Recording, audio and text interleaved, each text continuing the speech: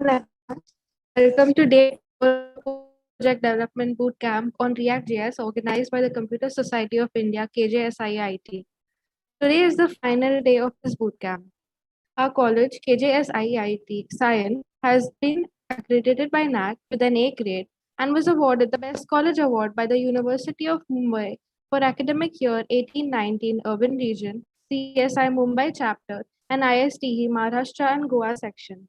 I would like to thank Professor Uday Rote Sir, Dean of Students Welfare, our Principal Dr. Suresh Ukarande Sir, our Vice Principal Dr. Sunita Patil Ma'am for giving us the opportunity to organize this boot camp and for all their support. The speaker for our final day is Mr. Mitanshu Reshamwala, who is also the software admin at CSI KJS IIT. He is a final year student and is an AI enthusiast with data analysis, data visualization, and machine learning and deep learning as a part of his large skill set. He has worked on he has worked as an AI engineer for the Indian Meteorological Department and has participated in various hackathons and worked on several projects, gaining proficiency in various web development frameworks and platforms such as React.js, Node.js, and React Native, making him the perfect person to deliver this bootcamp. Stay tuned till the end of the session for a special announcement from Team CSI KJS IIT. We will now start with the session. Over to you, Mitanshu.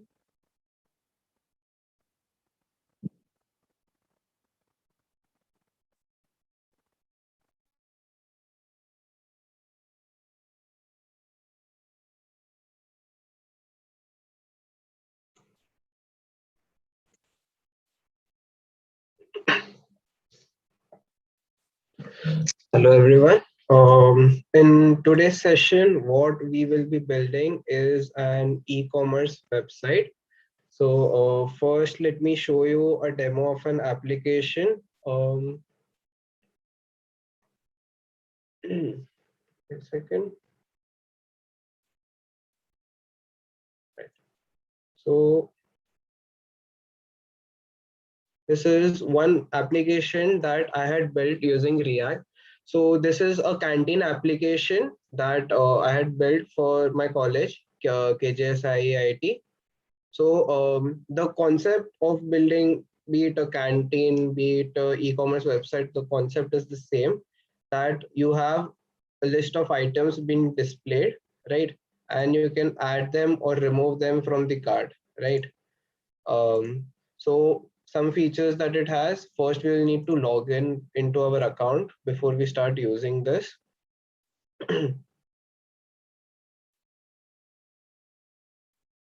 So what I'm showing you is an app that is currently in production that is being used, right? So we will be building a application which is similar to this one, right? Okay. Now that I have logged into our into my account, I'll start adding things into my cart. As you can see, I added bale, chai, and coffee. And you can see that the cart number, the number of items in the cart, is being displayed in real time because this is being tracked from Firebase, right?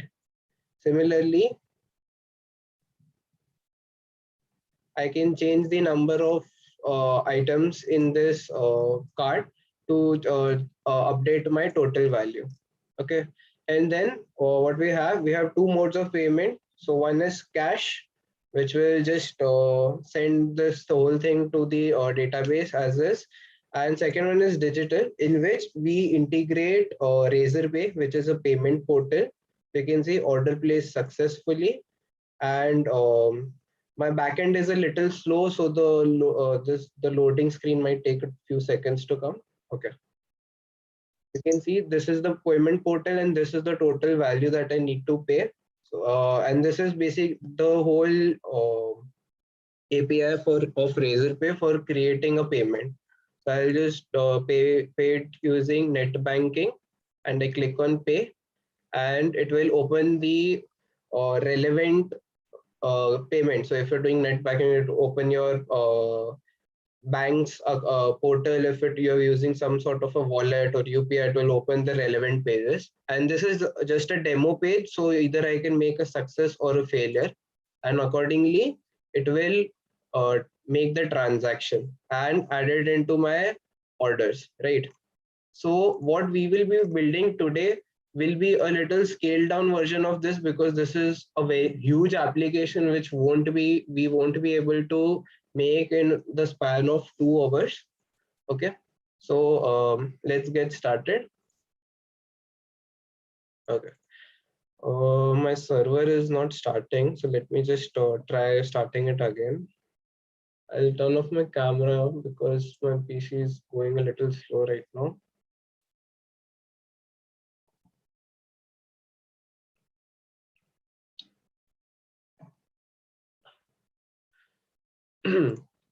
So what we're trying to use is the API for Razorpay, right? We are trying to use the Razorpay Node.js client for validating our payments. What Razorpay does, it will give us an SDK. We install it into our project using the same npm i Razorpay, as we have been doing with Firebase, Material UI, and all the other libraries. Similarly, we're going to install Razorpay in this way. Okay.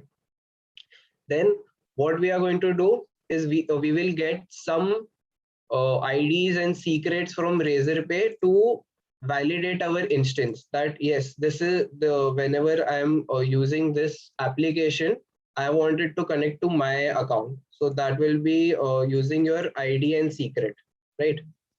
Okay.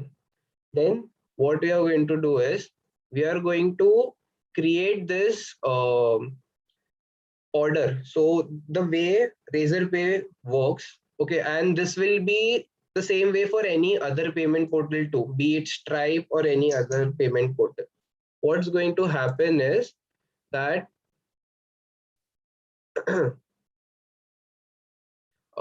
we will have to first create some sort of an order and then receive a payment on that order. Okay. So the first step is, as you saw, first we will install all the dependencies. We'll create a new Razorpay app. Okay. Then third, we will create an order, and for that, these are the amount and the receipt. So these all values are optional. As you can see, the only mandatory one is the amount and the currency which we are taking. These two are compulsory that we need to give to create an order. Okay. So what we'll be doing, whatever our final cart value will be, will be adding that amount into this. And for right now, we are going to take the currency as INR, right? Okay. So we are going to use this Razorpay instance and we are going to create this order. So either it will give us an error or it will give us the order. All right. Now, what does this order contain? It contains all of this. So this is the data that we will have on our portal. Okay. Now, next thing that what we need to do is, so over here, there is some sort of backend required. Okay. So for that, um, we will need a backend service which we do not have as of right now. So what you can do is you can create a, let's say, a Node.js backend or a Python backend or a Java backend. The backend can be anything, but we will need a backend server to validate these payments that we are creating. Okay, so how is that going to work? So after you have created your order, right, it's going to give us all these data, or we are going to get this data back, right? So from here, your order ID is the most important one. Okay. Okay. All right. So using that order ID, we have to create a payment. Now, how do we do that? So for that, we will use this Razorpay's script. So this is a checkout script that they have created. So when we want to, when I was making the payment, you saw that it opened up a pop-up, a new window where I saw the whole payment process being generated, right? So how does that happen? So if I click on digital and I click on buy, what it's going to do is this whole thing is coming from this file razorpay.checkout.js. So this is a file that they have created so that we can use it in our applications, right? Okay. Next, what we need to do, we need to give us the key ID, as you remember from our Razorpay's instance, the ID which is of our account. We need to pass that. That's one important variable that we need to pass. And then these are like different amounts and um, values, and we need to pass the order ID, right? So if you pass the order ID, it will automatically get the amount for you. You do not need to do that manually, and also the currency. So because we have already created the order. Okay, next thing, we will have a handler which is going to give us the response of it is going to give us the payment ID, order ID, and signature. So by when this handler will give a success, so when I see this, okay, this is what is being displayed using this, all right, and it is going to create a payment for me. This is so whenever I open this a new window like this, it's creating a new payment. So this value will always keep changing because this is my payment ID, not my order ID. Okay, right. And I will have to pre-fill some like contact values for the customer so that they don't have to fill this again and again. Right. All right. Then I look at the payment methods. So over here, what's going to happen is I get the payment ID, I get the order ID, and it get a signature. So now after I'm done using some form of payment, right? After the success happens, it is going to capture the payment. But before we get the payment, we will have to verify it. So how does that verification happen? The verification happens on the backend, not on the front end. So that is some processing that the backend has to do. How do we do the verification?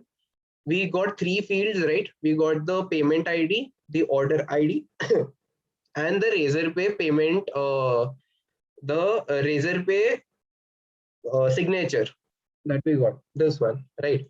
So for that, we got the order ID and the payment ID and the key secret that is already provided to us.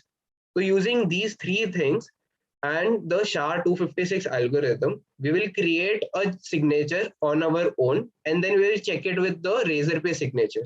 If both of them are right, then that means that the payment is successful, right?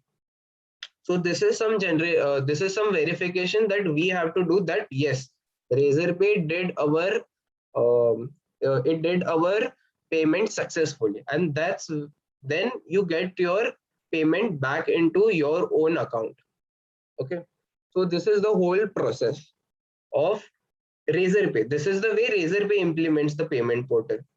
So there are these 6 steps that it has to do this. Okay, so are there any doubts in the Razorpay payment API?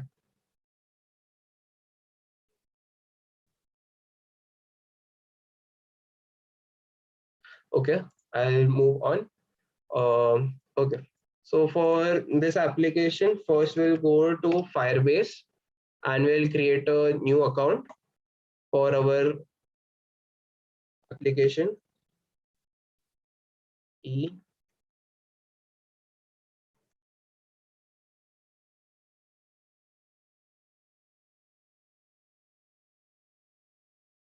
Okay, after I create the account, I'm going to enable a few services that Firebase provides. So the first one is going to be authentication. Second one is going to be my Firestore database, which is a NoSQL database.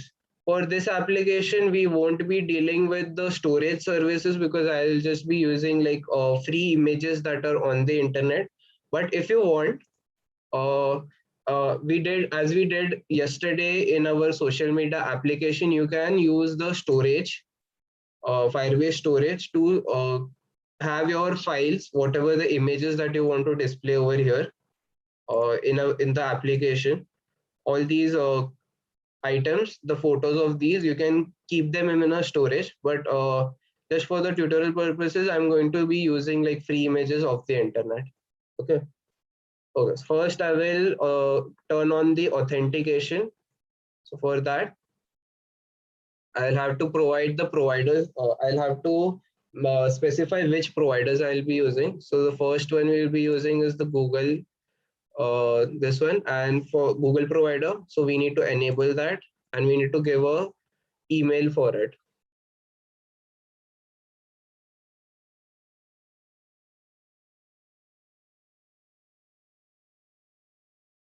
Okay. Google authentication is enabled. Second one that I will be adding is the email and password. Um, so let me try this. So I will have to do this manually, but if you click on save, this should enable email and password for you. I will just do this whole process manually.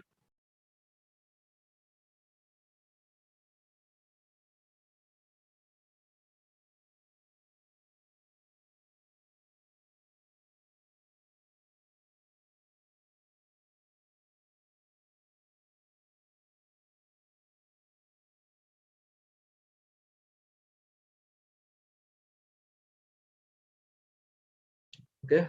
I have now enabled this manually.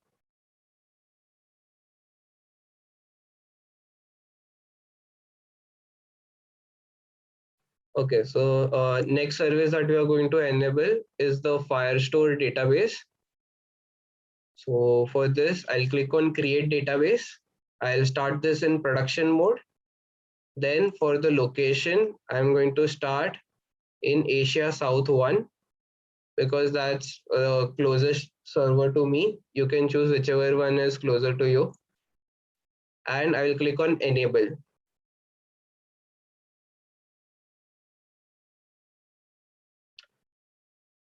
Yes.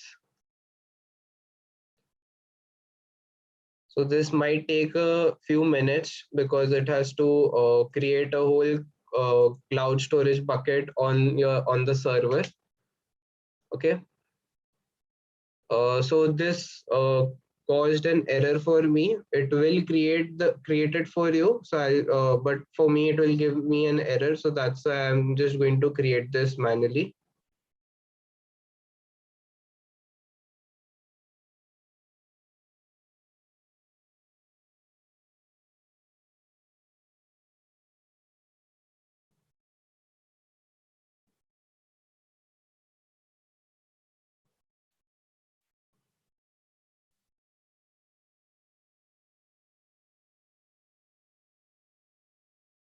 Okay, I'll just refresh the page now, and it should be enabled for me.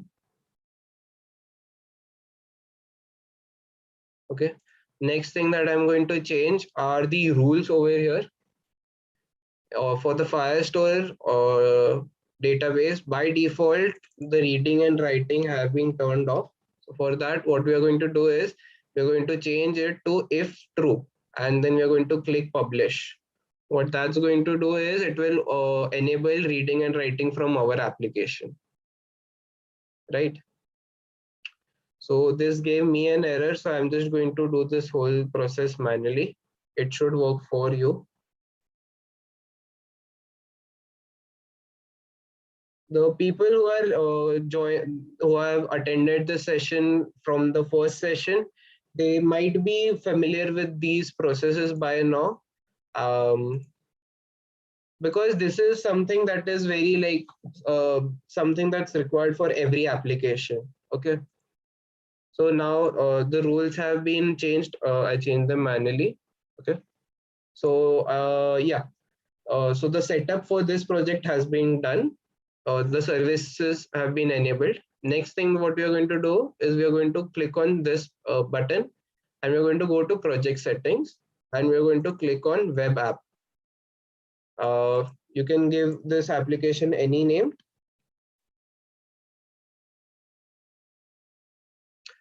And we are going to register this application, right?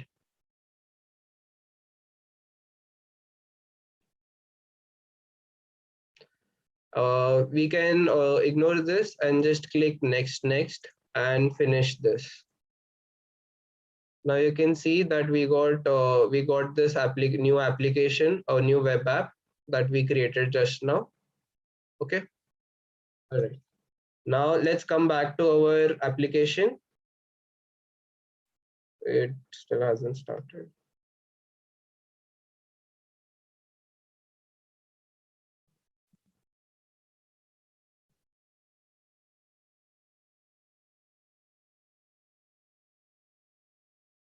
So this is the boilerplate application that Create React app provides to us. So the first thing that we are going to do is we're going to delete these 4 files: app.test.js, logo, report web vitals, and setup test. We're going to delete these 4 files.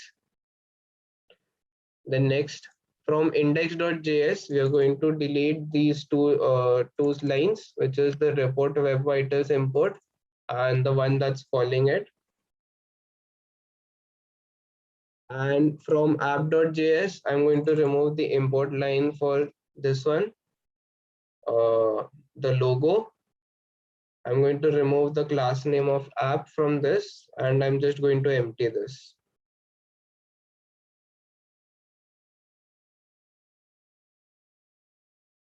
Okay. And in app.css, I'm just going to remove all the styling that's there. Okay, so now the application should look something like just a blank page with app written on it. Okay, so these are like some steps that we are doing for our application. All right, now the next thing that we will be discussing today is your state management. So let me just open this. I'll open.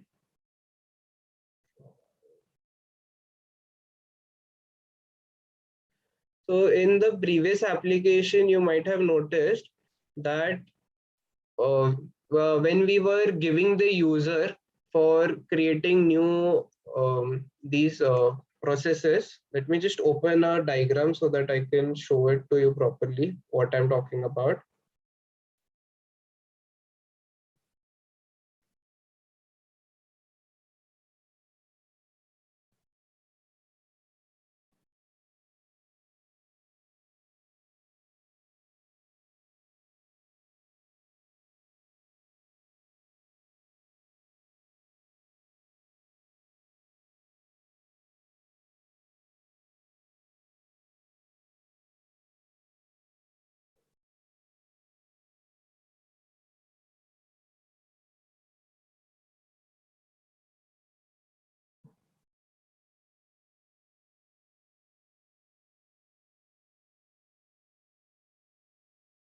Just give me a second. I'm opening the notes.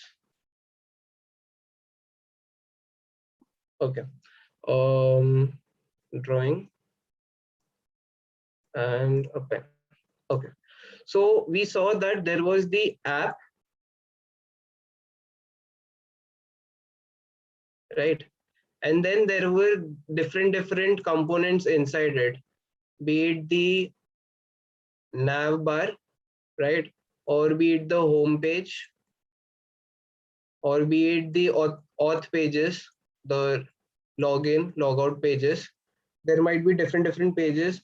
Then in the home page, there were like different posts, right? From different posts or like items that are being displayed, different items that are being displayed,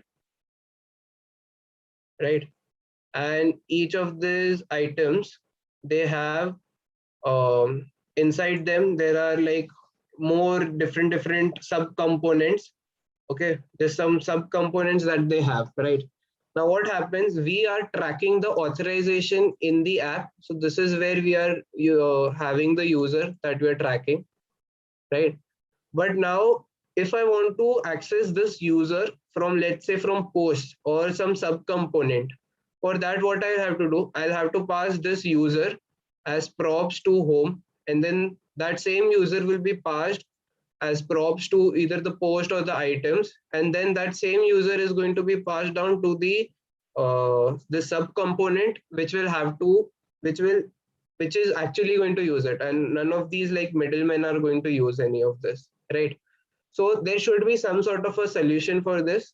So React has something called as the context API. What that is going to do is, let me just remove all of these lines that I drew right now. Okay. Now let's say there's this user that I'm tracking in app. What context API is going to do is going to wrap our whole application into an context, right? Now this is a new context that I have created. Okay. Now this user is, instead of being sent down these different components, what I'm going to do is I'm going to give this user to my context, and then now this user will become kind of like a global variable. It is not exact, it's not a global variable, but you can relate to it as being something like a global variable. Now instead of like me doing this sending it into like props of different components, which is called as prop drilling. Okay, so if in interview someone asks you, this is something that's important, what is prop drilling? So that is, when I said like passing it down different components, that's prop drilling. Okay, how do I avoid that? I have put this user into a different context, so this is kind of like a global context that I have to create, and now this sub component can directly access this user, and it doesn't have to being passed through all the components in between. So this is the benefits of using context API. So this is something which we call a state management system. So context API is React's own state management system. One another very popular state management system is Redux. Some people who are very experienced in JavaScript might at least know what Redux is. Okay, that's basically what context API is trying to do. But if I would say in a actual production app, Redux is something that you should prefer using because it has way more features than context API. So you can like look into Redux, but the way I have created the context API, the way I have structured it, it will be very similar to Redux. So if you understand context API that we are going to do today, learning Redux should be relatively easy for you. Okay, so let's get started. Does anyone have any doubt in this? The context API, like how does this work? Does anyone have any doubt in this?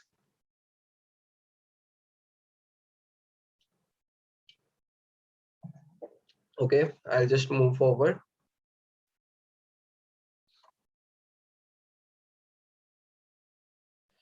So this is our application. So how we are going to, first I will create this context as I said earlier. So for that, in my source folder, I am going to create two new files. So the first new file that I'll be creating is, um, sorry, my PC is a little slow today. I'm going to call this state provider.js. So what this state provider is going to have.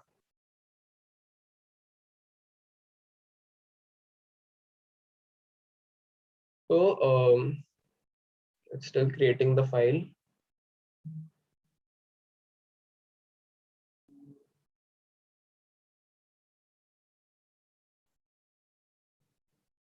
Okay, it's still. I might have to turn a few things off because my PC is not running optimally.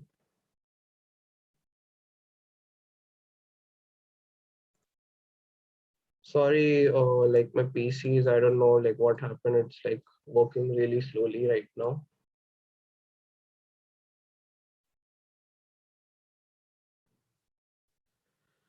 Oh, I might try like shutting a few services down so that like maybe my PC starts loading all of this.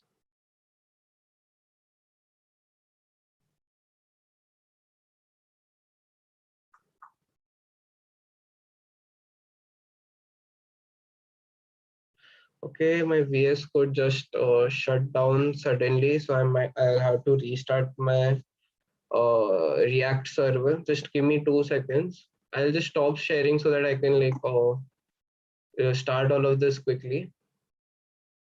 Sorry for the problems. Like it's just technical difficulty.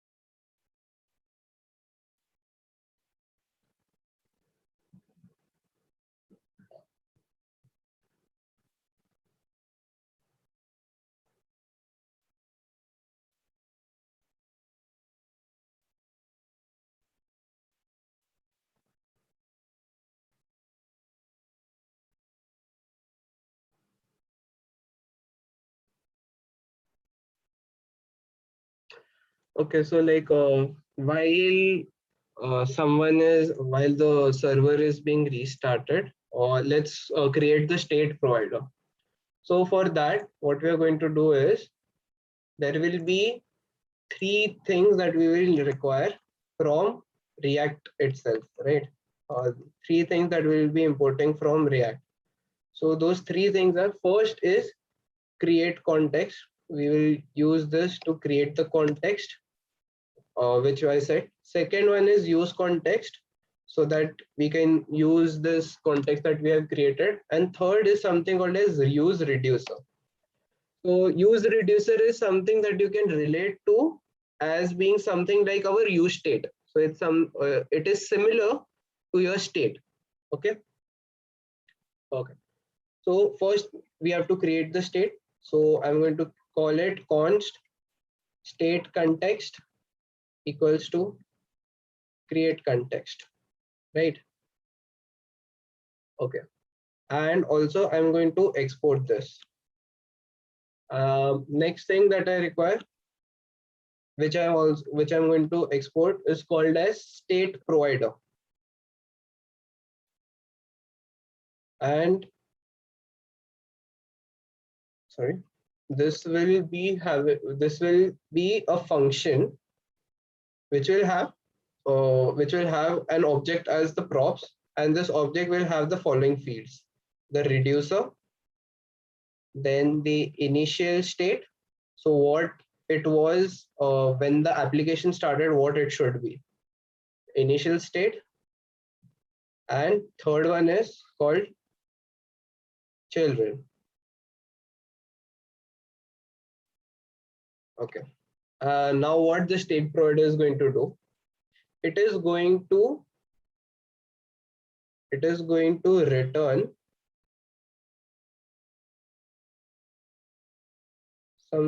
something called as state context dot provider. Okay. And it will be wrapping around the children. Sorry, see, this C should be small. It will be wrapping over the children. So whatever is passed as children, it will wrap around it. Okay. Now this provider, the context provider, requires something called as value. So this value will be use reducer, and this use reducer is going to be coming from reducer and the initial state. I will show how this is going to look. Initial state. Okay.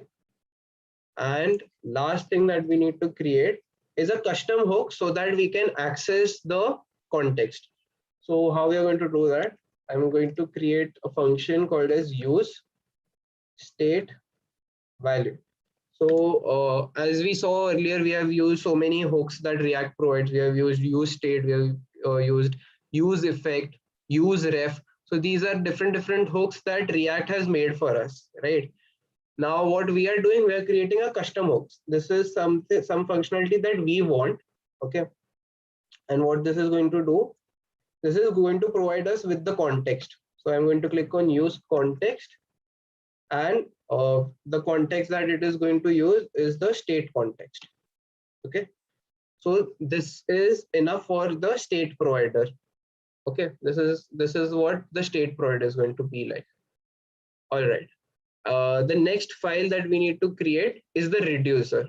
So this is a concept from Redux itself, which is called as reducer.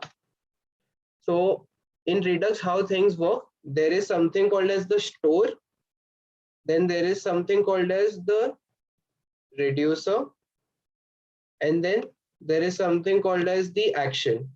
Okay. So the store is basically like the single source of truth for all the data. Okay.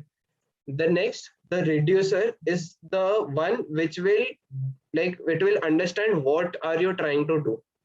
And last is the action. So this is just a function that it needs to perform. So whenever something happens, what action needs to be performed, so that will be performed on the store. So we will change that single source of truth whenever we want to deal with this. So we are going to be using the same concept. So the first thing that we need to do is, in the reducer, we will have the initial state, right? So I'm also going to export this, export const initial state, right? And as of right now, I'll be having my user. This is the state that we'll be using for our current application, and it will have a cart. Okay, so by default the cart will be empty. So this is the state that will be able that we will be able to access all over our application, right? Okay, coming back.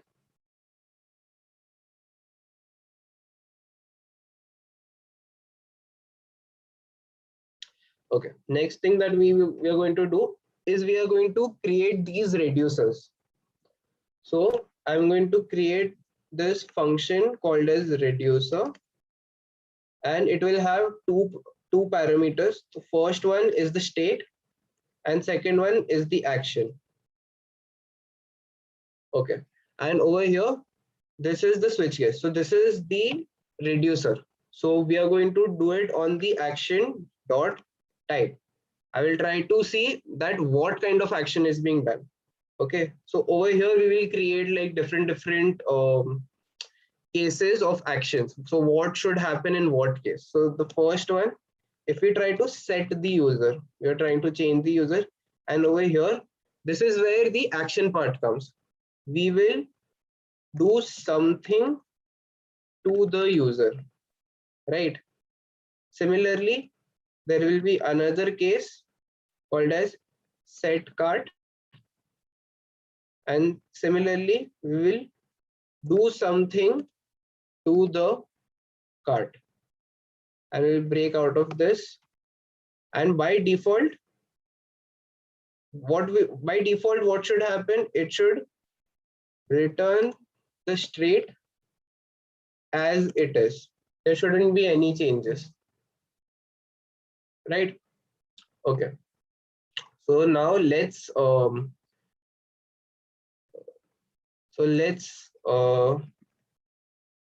export default. We'll also export this function out so that we can use this. Okay, now let's add the functions. So what should happen to the user? Okay, so these functions should return something that after the action the state will be like. Okay, so what I'm going to return is the new state. So for that I will spread the current state. So whatever the current state is, I want that, but I'm going to update the user field to action dot user. So this user will come along with the action. Okay, we will see exactly how all of these things work. Sorry, you don't need breaks because we are returning. So by default, it will break out of this. Next, return. Similarly, we are going to take the current state and we are going to update the cart to the action dot cart.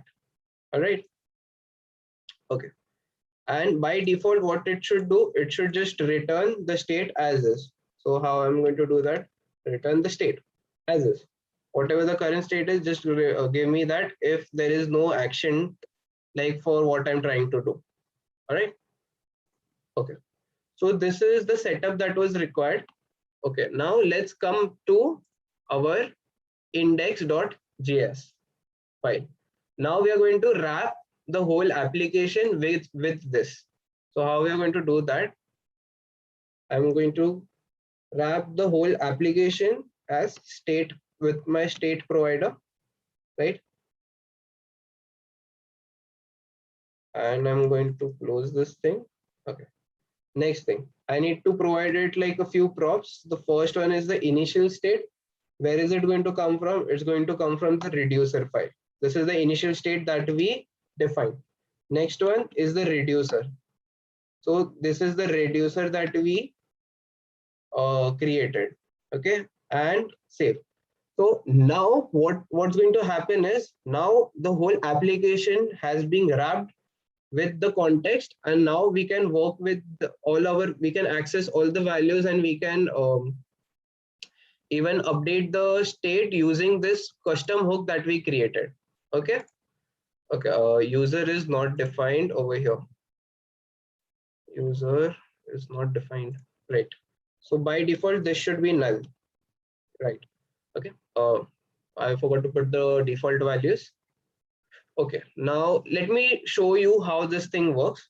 So I'll just do JSON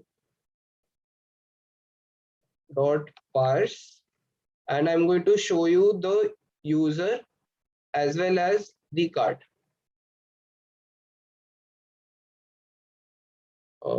I'm just going to show you the current state as it is. Okay, so how we are going to do that? We are going to use our custom hook, which will give us a state and a dispatch function. Okay, and this is going to be using our custom hook, which is use state value, and call this. Okay, let's see what is displayed on the application now.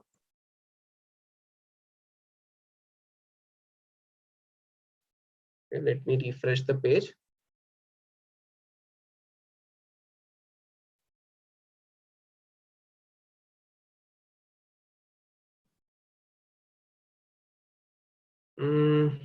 Wait a second, some sort of an error has occurred.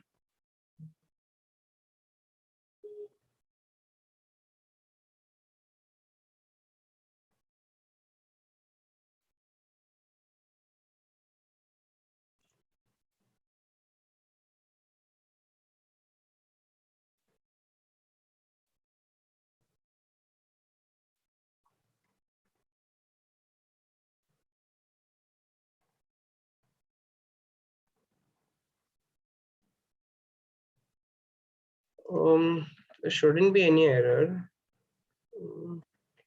I'll try refreshing again.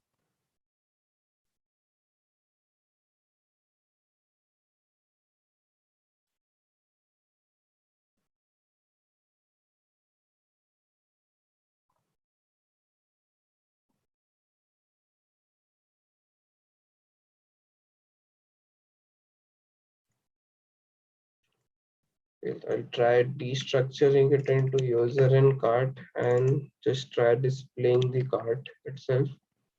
Nothing else.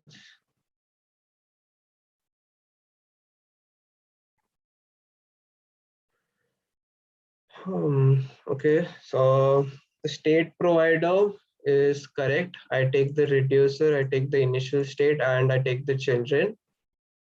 I take all of them over here, initial state and reducer. Um, and I'll use this use reducer, and it will have the initial state and the reducer itself. And for this, I'm going to use this context, right? Hmm.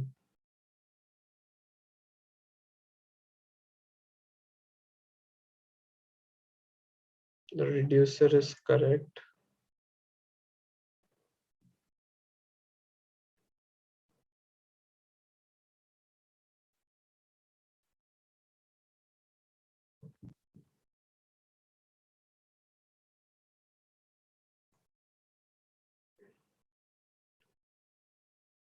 Localhost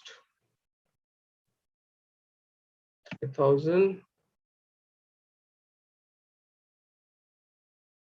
I might have to restart the server because like code-wise nothing is wrong. There might be some like caching issues that might be occurring. I'll just restart the server till then. If anyone has any doubt, like how everything is happening. Okay, so I'll just like explain it once again. What I'm doing is I'm going to wrap the whole application with the state provider. Okay, and what does the state provider take? It takes the initial state and the reducer as the properties. Okay, now using the initial state and the reducer, okay, it is going to give me a provider and the value will be a use reducer. What a use reducer is, as you can see, it is an alternative to use state. It will take an initial state and then there will be a reducer. Okay, that reducer will change your state according to the commands that you have written over there, right? So let's look at our reducer. So what this reducer will do, it will take a state and it will take an action. So state will be the current state. Okay. When it starts, it will have the initial state, right?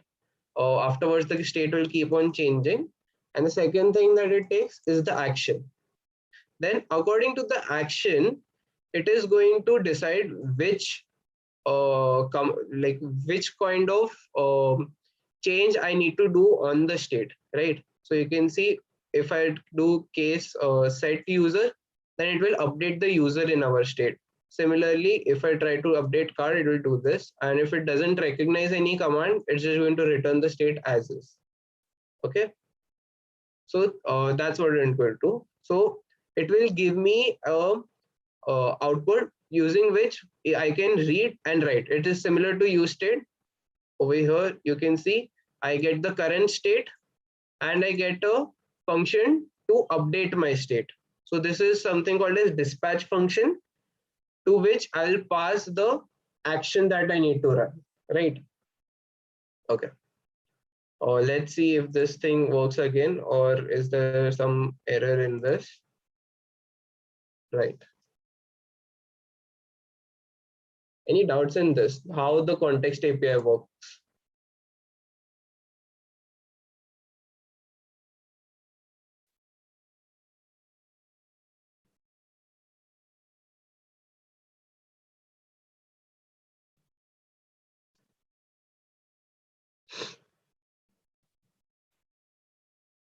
Right. And the application is still showing an error.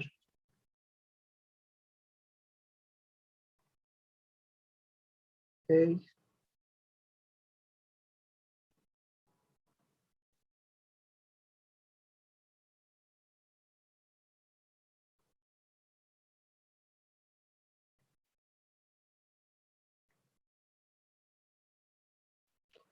Okay, so basically what's happening is it cannot parse this thing. All right, let's just try just typing this out. Does the error go away?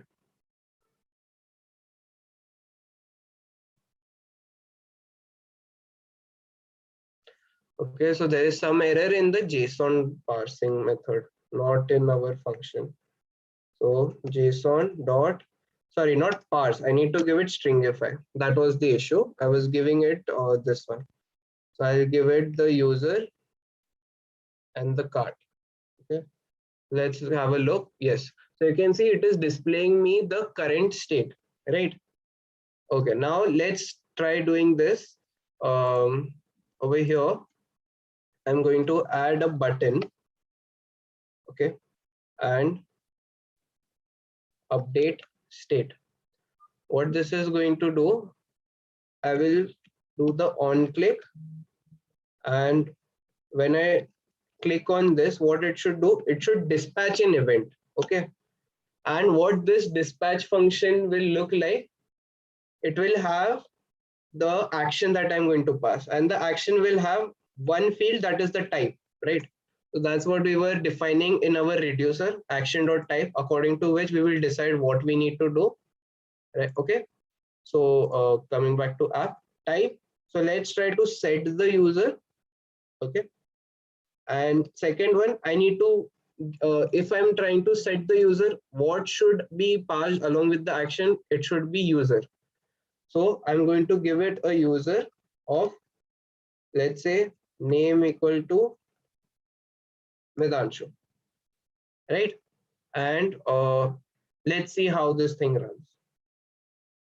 Okay, if I click on update state, you can see it updated the global state, the state in the context right now. Okay, and we can now read this.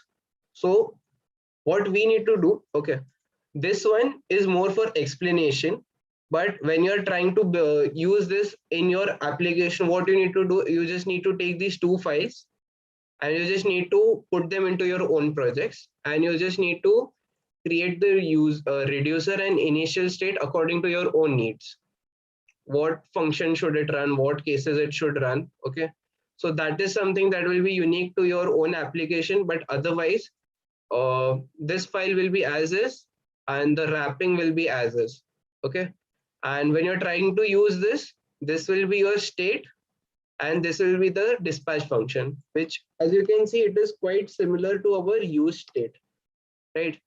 There is the uh, state itself, which we use for reading. Then there is the set state, which is similar to the dispatch function, right? And we give some initial state to it, but for this work, we have already provided it, right? So you can see the similarities between the two. Is this clear? This is a very important topic. Like when you go build like large scale projects, you need something that will manage your state like on a like application level, which we are doing right now. There should be some doubts that are coming, like because this is a difficult topic. Okay. So now that we have set the context API, now we can freely use this as we want. Okay. So now let's just start building the application. Okay. Um, in our application, the for few libraries that we will be requiring, let's install those. So npm I Firebase. Then second one is React Router DOM for routing between pages. Then we need the material UI libraries for our styling. It requires like 3 different libraries, so you can get them from mui.com, and you click on get started and go to the installation process. I'll paste the libraries what need to be installed into the chat box. So these are the 3 libraries that we need to install if you're using this. And I think, yeah, that's it. These are all the libraries that are required. I pasted them in the chat box. Okay. So while these are running, I'll start building the application. Okay, for those people who have not attended the previous sessions, there will be one more package that you will have to install on a global level, like over your whole machine, which is called as Firebase tools. So what this is going to provide us with is the Firebase CLI. So CLI is command line interface. So these tools we can use for our Firebase, handling our Firebase from the command line. Okay, just run that command if you don't have Firebase installed on the global level. Firebase tools, not Firebase. Firebase is this Firebase is local to our project. Okay, let's start building.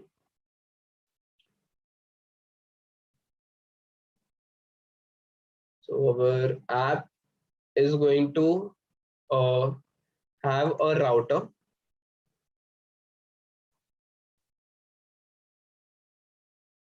It is going to have a router which is coming from React Router DOM. React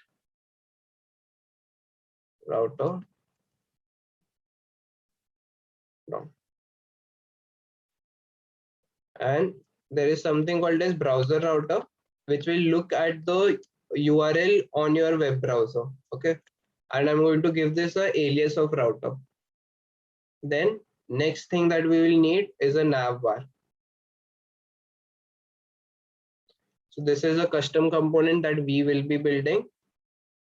Then the next one, this the content, the main content of the pages, that will change according to the route. So that's why I'm going to be using the switch component from the React Router DOM library, so that I can go between pages. Okay, and switch. I'll import that too. Okay. Next, I'm going to match all of these. So I'll be using root. Then I'll give the path. So this is for the home page, and it should be an exact match. And over here, we will display the home component. We will build all of these components in a moment.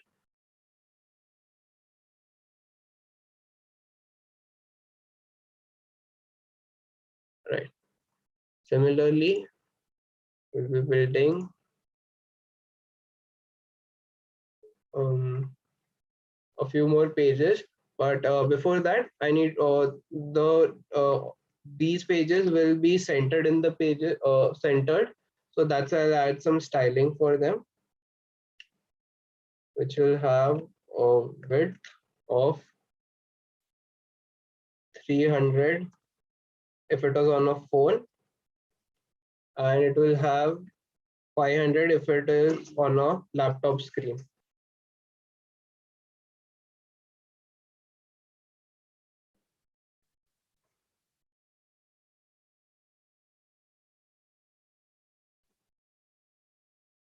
Sorry. Yes. So this is what we'll be having, and another value that we will be requiring, different more styling that we will require are, we need the position to be fixed.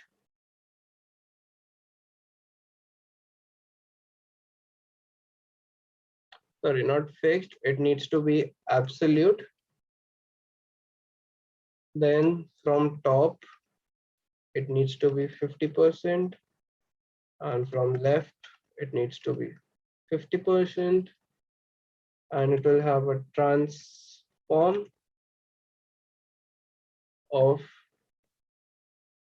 translate minus 50% and minus 50%.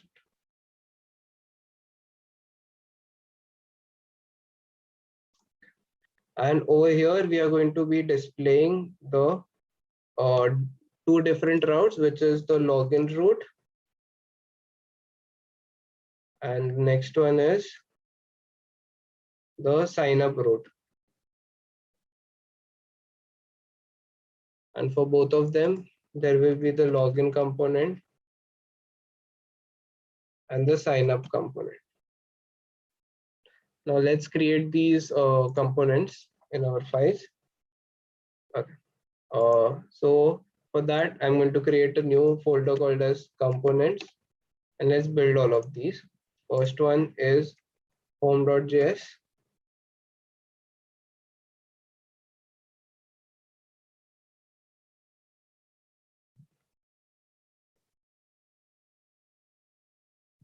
Then there is login.js.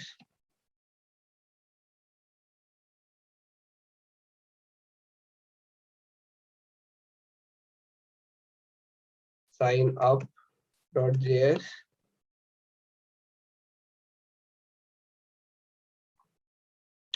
And I need to import box from material UI.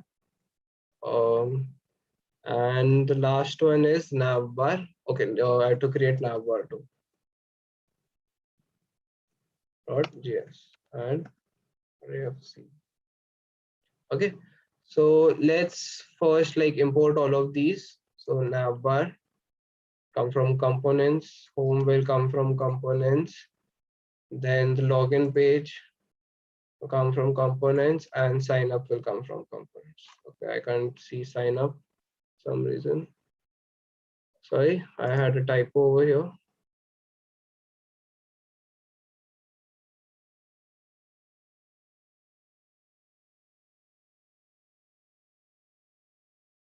Sign up.js, and both of them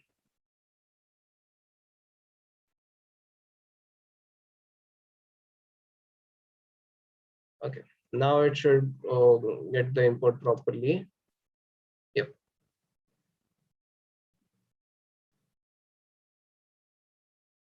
Okay. Now let's first build the navbar before we do anything else.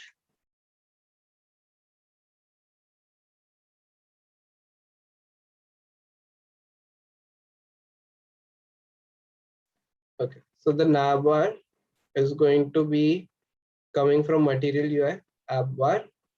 It will have a position of sticky.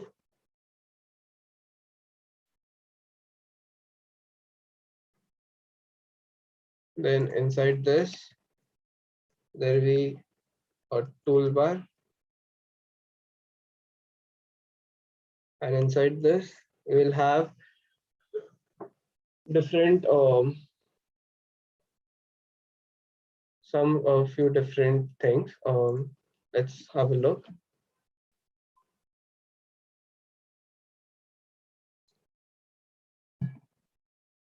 First that we need is an icon button.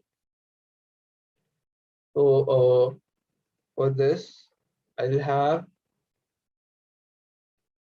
a styling of margin right of 2.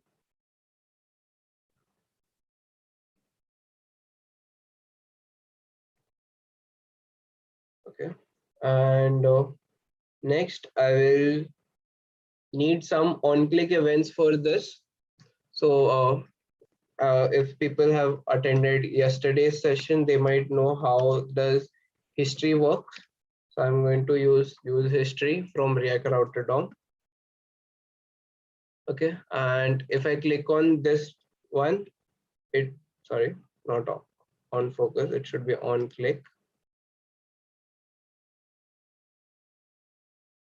On click, what it should do is it should do history dot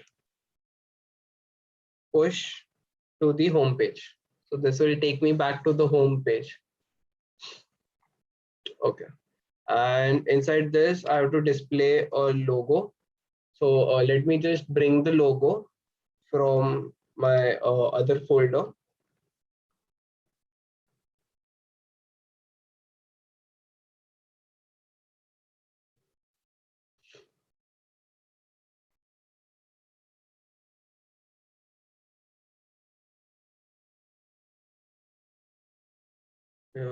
Logo.svg.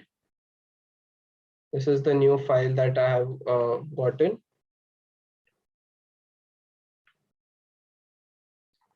So let's just bring this. So for that, I'm going to click on import logo from // because it's on in the parent folder. From that, I'm going to get logo.svg. And let's have a look. How does our page look now?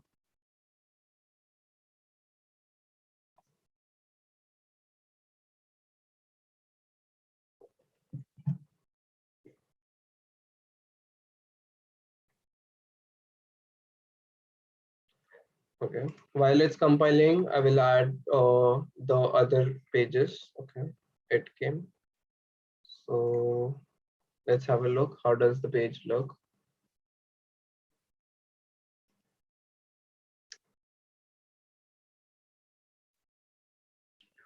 Could not create this.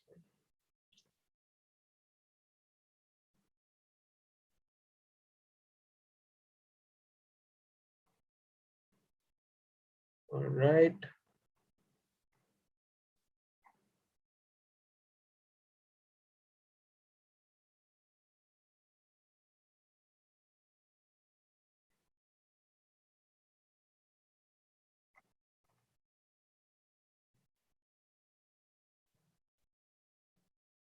Okay, for importing this, I need to import it as a React component first, and then I'll rename this to logo. So now I can use it.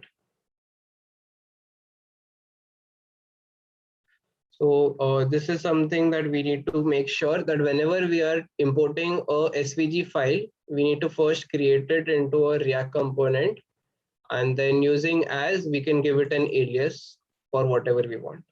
Okay. Let's come back, and now you can see we have the logo available. Now let's add all the other fields. So that being the uh, different buttons that we'll be having, different descriptions. The first one we'll be having is just a typography, which will again link back to the home page. So this one will come from, and when I click on this this text, it should link me back to the home page. And when I click on this, it will again scroll back. So in case we are on some different scrolling, and I'm just removing the styling that comes with as a default link. Okay, so let's look at it. This is what it's going to look like. When I click on it, it will get me back to the home page. All right. Next thing that we'll be doing is the cart button, right? For that, what's going to happen is we'll go to the cart page. So right now we don't have the cart page, and inside this, I'm going to be displaying something called as badge. Okay, and I'll be displaying the shopping cart icon. So where will we get this from? We'll get this from MUI.com, material UI, like the material icons package. So we'll come over here and we'll search for the shopping icon. So this has a lot of icons. So from here we'll see like how do we get this thing. Okay, but for that first we'll have to install this package. We missed this package during installation. Let's install this one, npm I and the icons package. And then let's find the how we should import this. So the shopping cart icon over here. This is how you do it. And let's keep it imported so that we can use it later on. Shopping.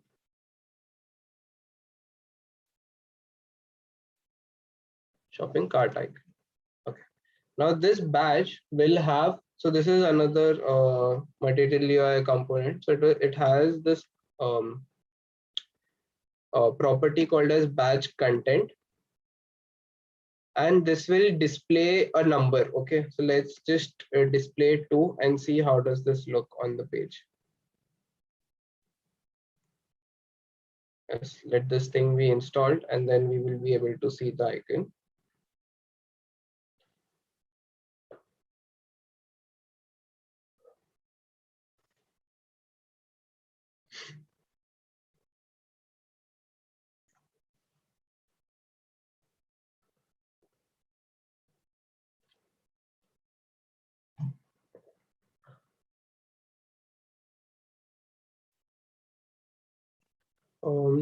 Till this thing is being displayed, we'll add the other functionalities.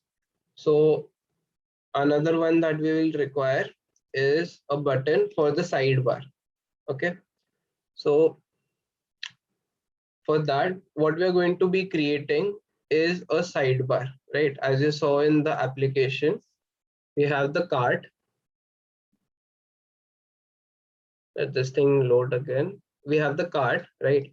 And when we add something to the cart, it will show that number over here, right? And we need to create this button so that we can open a sidebar over here. Okay, now let's do that in our application. Menu icon.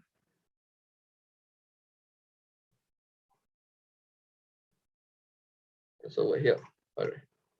So for that, I have to create something called as a drawer. So this comes from material UI.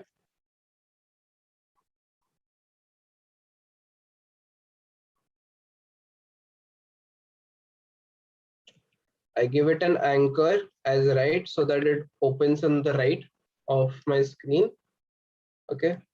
This will have, or this will decide whether it's open or not using some Boolean value. So we'll create a state for open. Okay. Let's create that. Use state.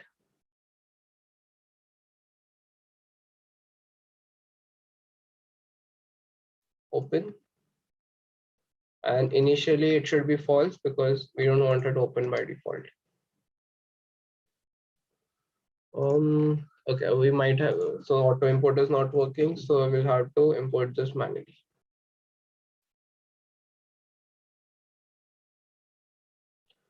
From React, we're going to have something called as use state. Okay. What else does this drawer require? Then it requires whenever I close this, what should I have? What should happen? So when I close this, it should go ahead and it should change, update the open state back to false, right? Now, what should this drawer display? It will display a div and it should have a width of 250.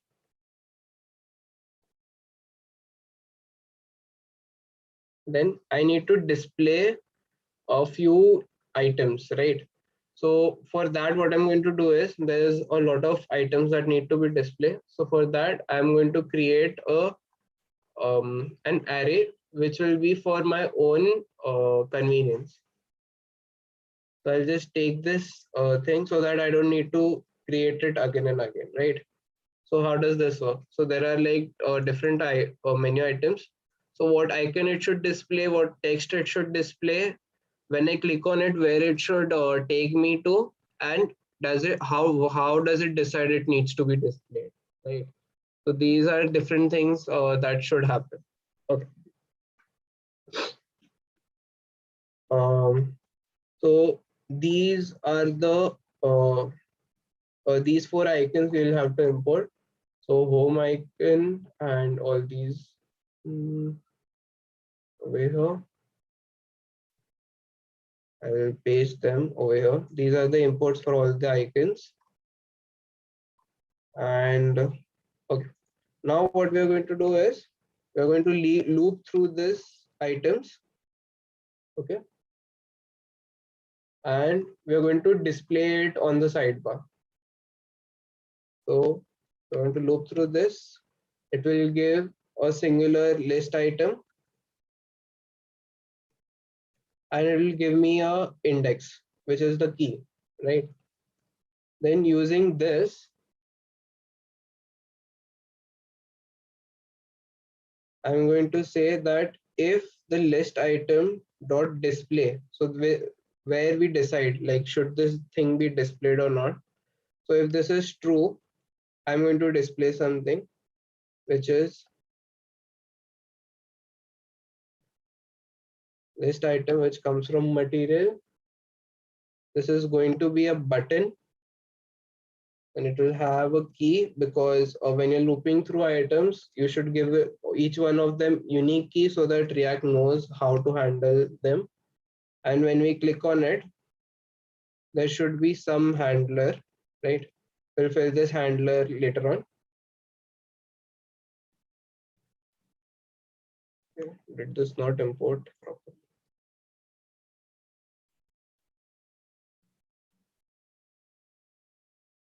Okay, I missed one bracket somewhere over here.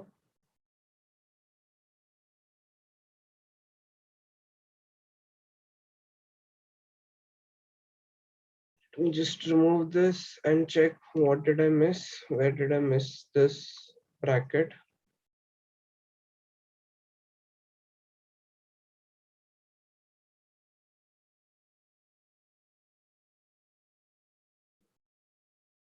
All right, I think I missed one bracket over here. And for this one also it's okay. Okay, it should work.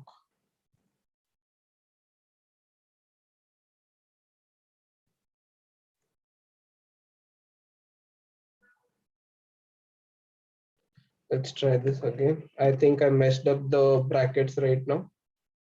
So there will be list items and there will be keys that will be provided.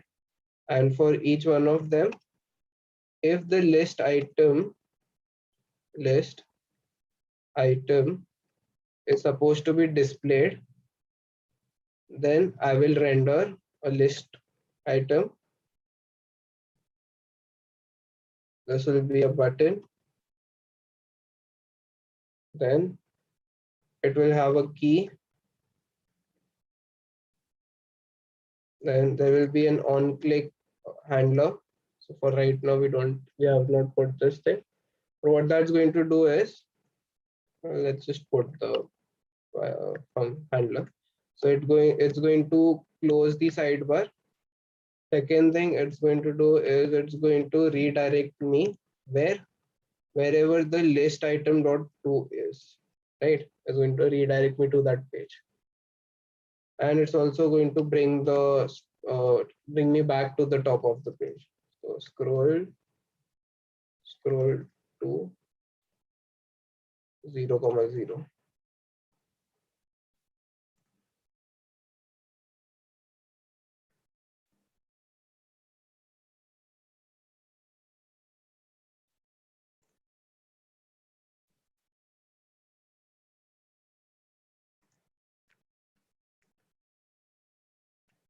Okay. Then inside each list item, there should be two things, which is the list icon. And what will that list icon be?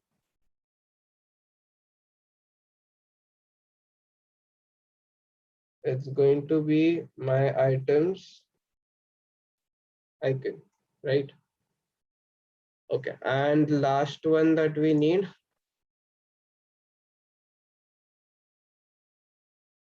it is list item icon, not list icon. Sorry, I had a typo. Then next one, the list item text. And what this is going to display is going to display in bold the item text. So list item dot list text, right? Now let's see how does this look on our application.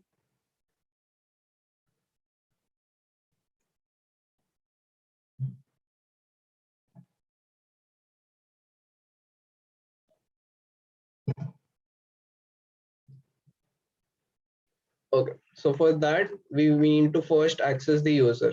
So this user we will take from the context. So how do we do that? Using use state value, right?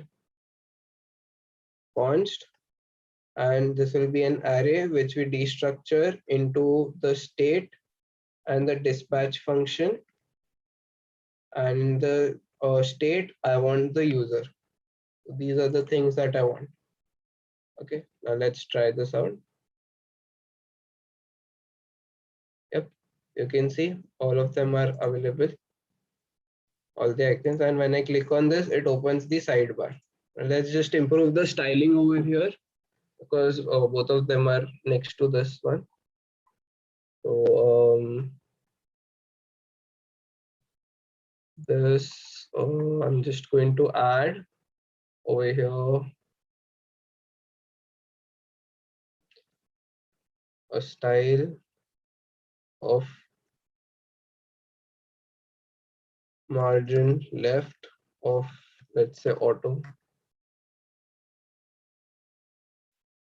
Okay, this didn't work, so I'm just going to wrap all of this into a div and then do it.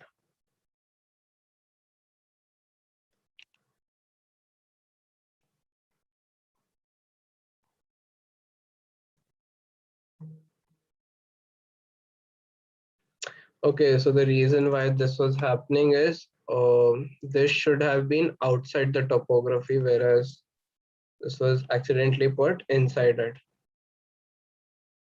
Let's see this again. Okay, now it's proper. Right.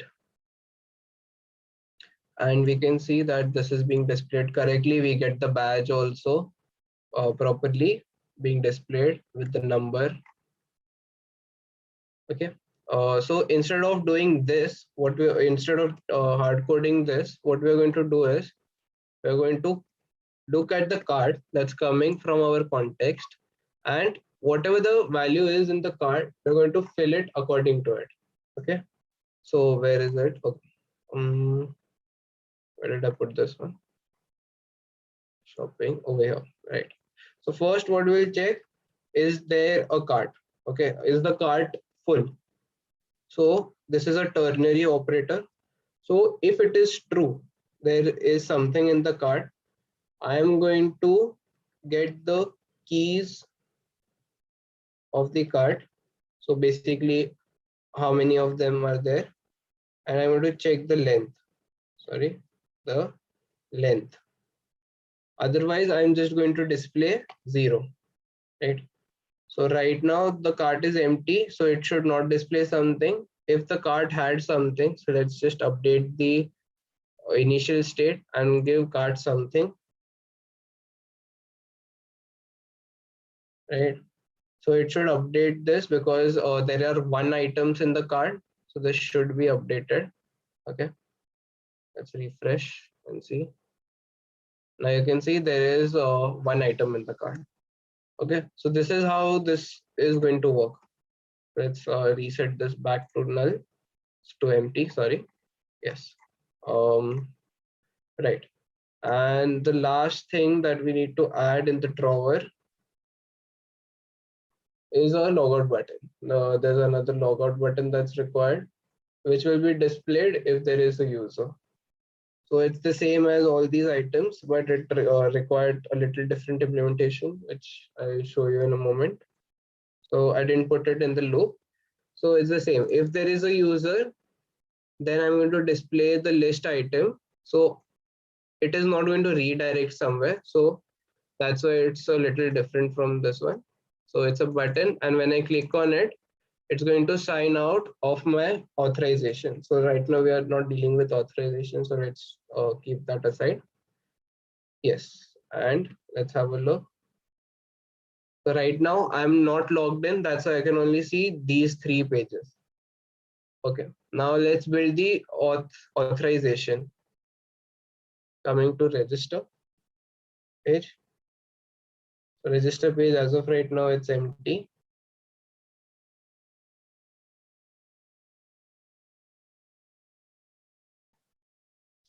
This is the sign up page. Okay. For the sign up page, what we require is we will be displaying a card.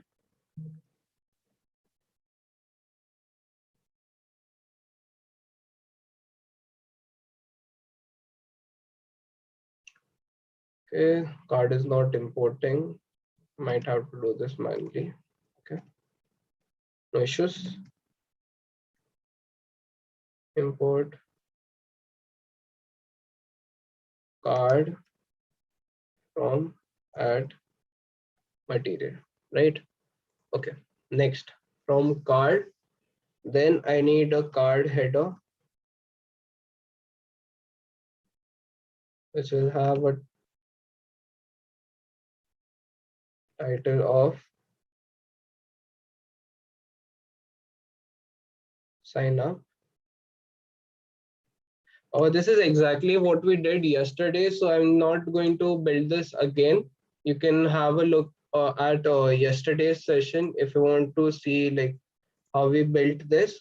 But it's going to be exactly the same thing, so I'm just going to take it from yesterday's code so that we can move to the other section of our code. Okay, you can have a look at it from the repository. If someone from CSI's team can put the repository link so they can have a look at yesterday's content. Okay, and let's import everything that's required.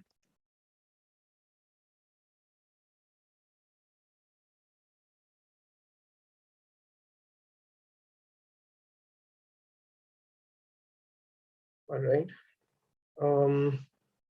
Where's the sign up?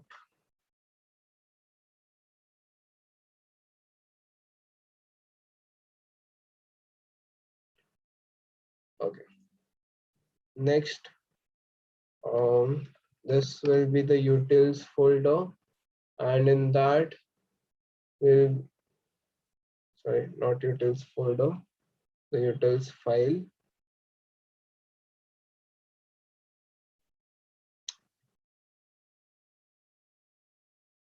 Which will be having the Google sign-in process and also how to create a random integer. Okay. Okay. Before we do all of this, we need to first set up the Firebase. So we'll create a firebase.js file so we can access all of these things. For that, We'll go back to our console, the Firebase console over here.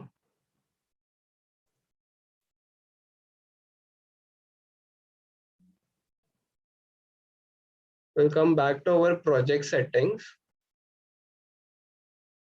We will go to our apps. There's a section called as your apps, the one that we initialized, right? And we're just going to copy all of this code over here. So I'm just going to click copy and I'm going to paste it out over here. What this is going to do is it's going to initialize my application to be used by Firebase. Okay. Then a few other things that we require. So we're using the Firestore. So there is a function called as get Firestore. And the second one, we are going to be using auth.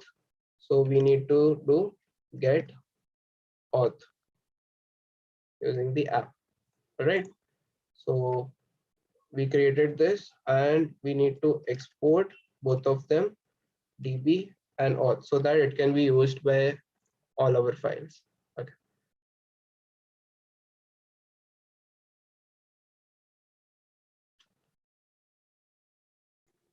Now they come from the upper folder. Yeah. Fix the import and it should work.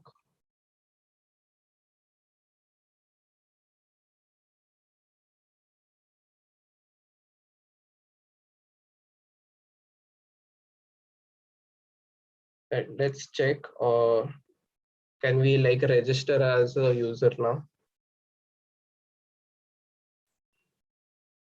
Let's try creating a new user.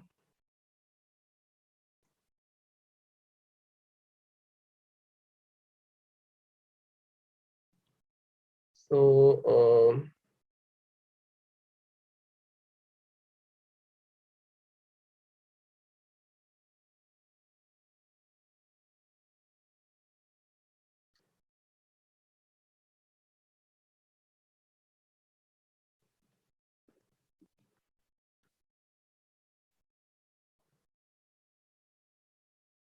yeah, so this is our sign up page. Let's create a new user. Let's first try using email and password. So we created the user. As you can see, we got redirected to the home page. Let's check, or did we get this one created? In the authentication session, you can see that I created the user, and we also created in the database some files relating to the user. So that's the avatar, email, and the name of the user. Similarly, let's try for Google sign in. Let's come over here. Let's go to register page and try register with Google.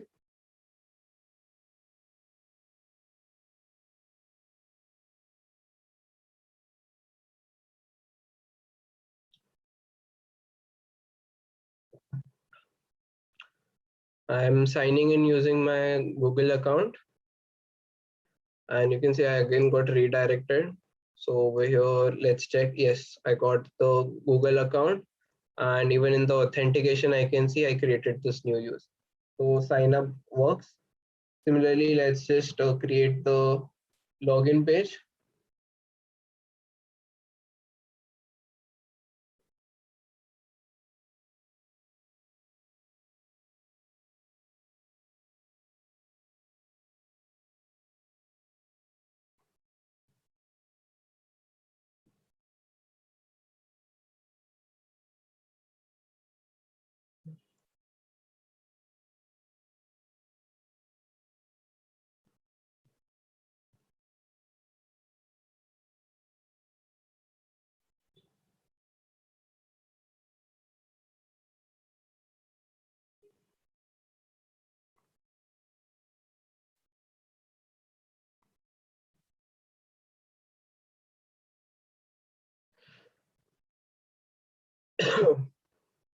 Okay, what we are going to do, we are going to take these functions from auth, sign in with email and password, and the sign in with Google one. And So this is something that we have already done yesterday. So if anyone has any doubts on how the authentication is working, you can go and check yesterday's session. All right. So we added the login function. Let's just test out the login using email and password. So if I click on login, it will take me back to the home page. So that means it has correctly done the signing in. All right. So next thing we need to check like who the current user is. So for that, we have to set up a use effect, right? Because we need to check who the current user is.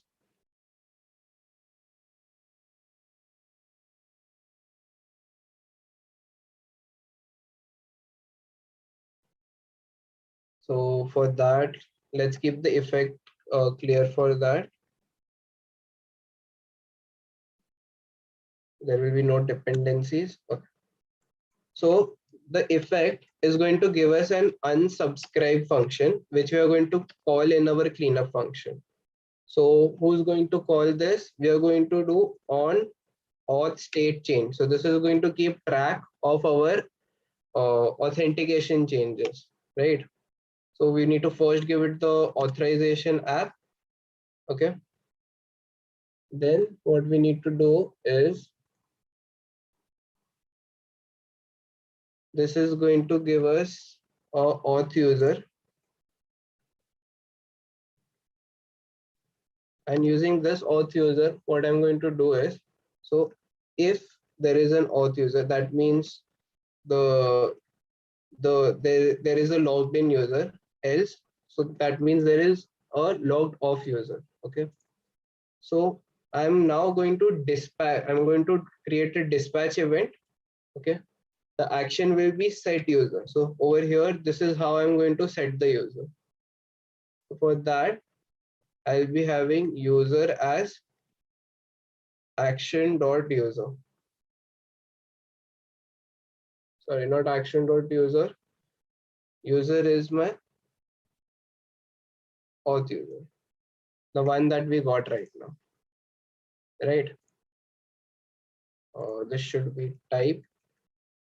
Okay. Similarly, if I have logged off, then I should dispatch an event of set user, and I should set my user to null.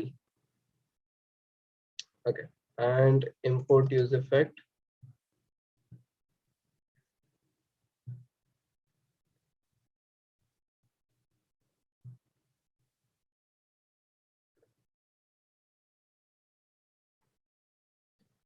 Okay, so now we are keeping track of user in our log state. Now you can see that yes, now it shows me according to the current user, right? So let's just do this, and let's add the functionality to the logout button. So that was in the nav bar.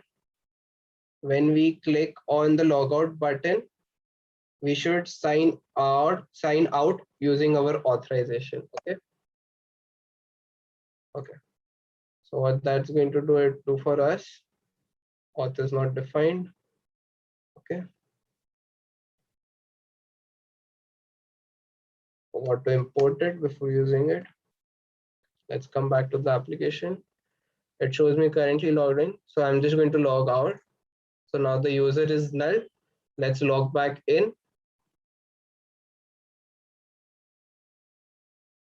Okay, I'm logged back in. So all the authentication works properly. Login, logout, sign up, everything works as expected. Okay. Next thing that we are going to do is we are going to build up all the items that are going to be displayed. So now how is that going to work?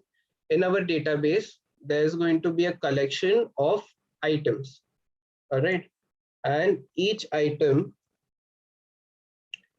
is going to have the following fields, which are the following fields are there's the name of the product. So let's say it is a white t-shirt. Then there is the price. This is going to be a number. Let's say it is of 100 rupees. And it's going to have an image URL. And let me get the image URL.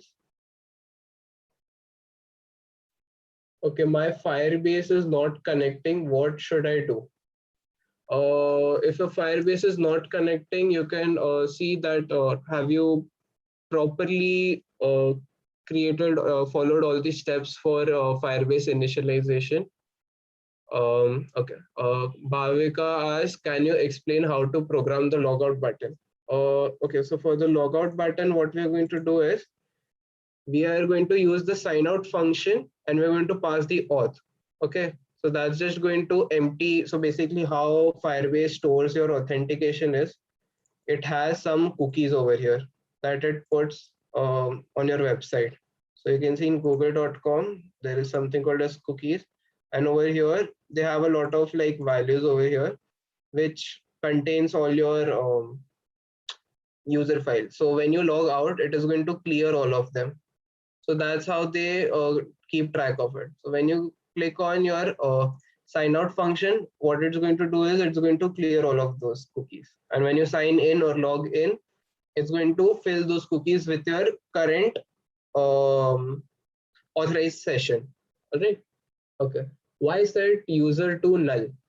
So, okay, I'll just show you how this auth user looks like. So let me just console log this auth user. Let's come back to the application and see the console log. Okay, so this is my auth user. Now, how does this person look like? It has all these fields. It has some access tokens. It has some authorization fields. It has a display name, the email, so photo URL, metadata. So in the metadata, when was this created? When was the last login of this user? All of there's a lot of data that you can get about the user from over here, right? And the UID, most important UID. So that's how you Google Firebase keeps track of like the difference between each user using the UID. All right. So this all is required, especially the UID. This is required when we are trying to create anything which references to the user. Okay.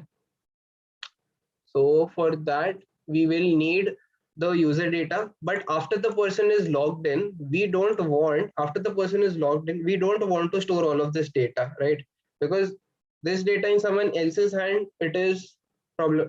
It can cause problems. That's why we set it back to null. So let me just log out, and you'll see what I'm saying. So okay, I forgot to add a console log over here. I'll just instead move this up so it always shows it. Okay, right. So now it's showing null. So I don't get access to all of this data anymore. So in the current session, I don't know who the current user is. I don't know who the previous user is. Okay. So that's why we set it back to null.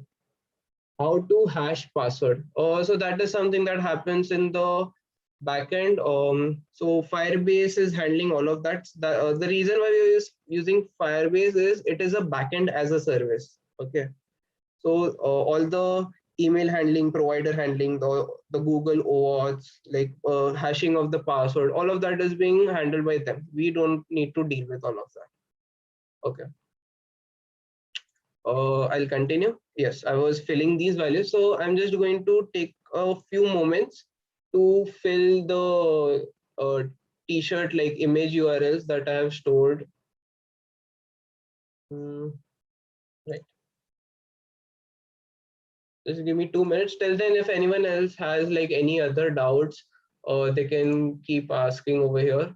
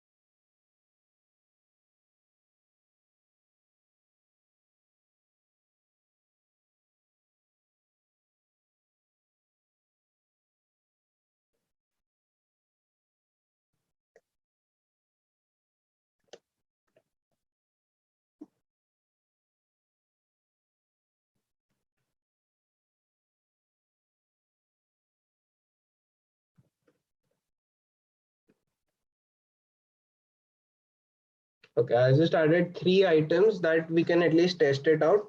So for our current application, we can, like set up an admin side where you can, add or remove all of these items. So do you can do all of that, but for right now, I'm just keeping it little simple so that okay. Question is, can you explain the functioning of Firebase in brief?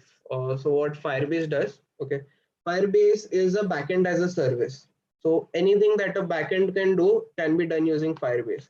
So you want authentication, you got authentication. You have so many different providers. You got email, password, Google. There are more providers that you can add. You can add Facebook, you can add Google Play, Homes, Microsoft, GitHub, Apple, Yahoo, using the phone number, or you want an anonymous sign-in. Anything that you want can be done. Okay, so that's one thing, one service. Okay, and you can even like send OTPs. You can send password reset mails. There's a lot of things that you can do using this, which when you try to build all of this own, yes, it is possible. Yes, it will be more secure when you do it because you will be storing all the password, not Google. But the thing is, when you're building something to production, I have built authentication myself in backend, and all of this takes a lot of time to build. Okay, even I have a lot of experience. I still have, because authentication is something that is always changing. Every time I try authentication, there is something new that happens, and I change the way how I'm implementing it.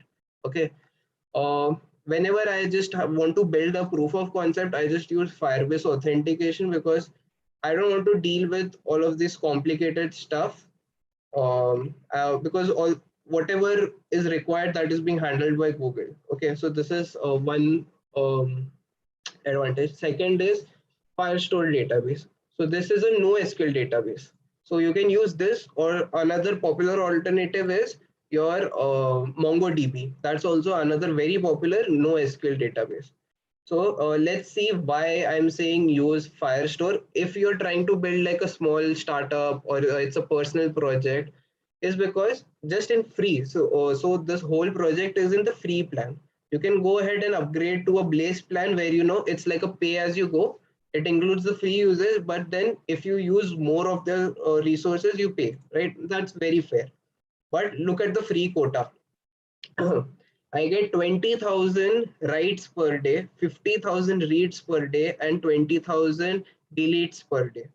You tell me, if you're building a personal project, are you ever going to go above this? No.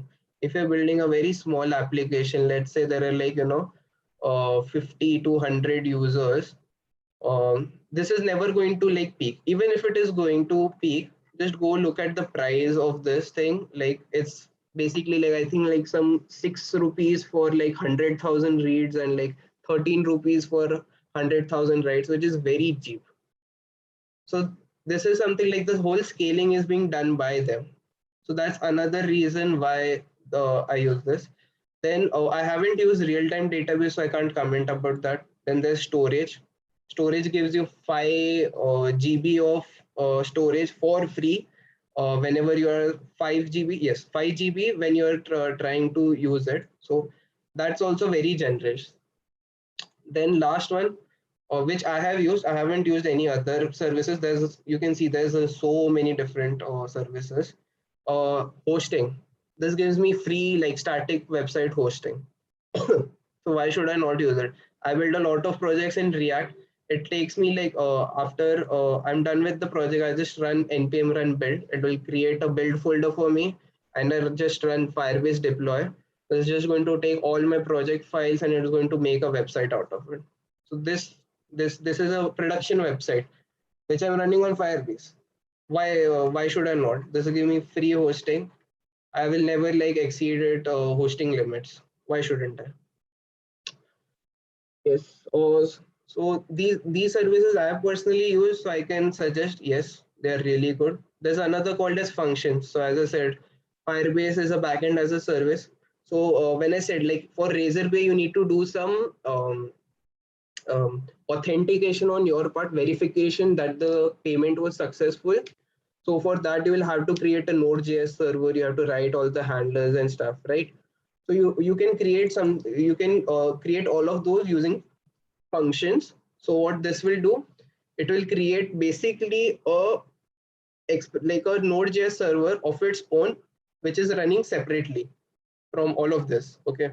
So for our application, what's the only need that which Firebase doesn't provide by default is the Razorpay like verification, right? So that thing, for just for that thing we can create two functions. One is for creating the payment and second one is the verification of payment.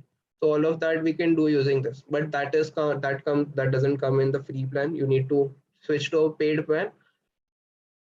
But I have heard about like people using this. Okay.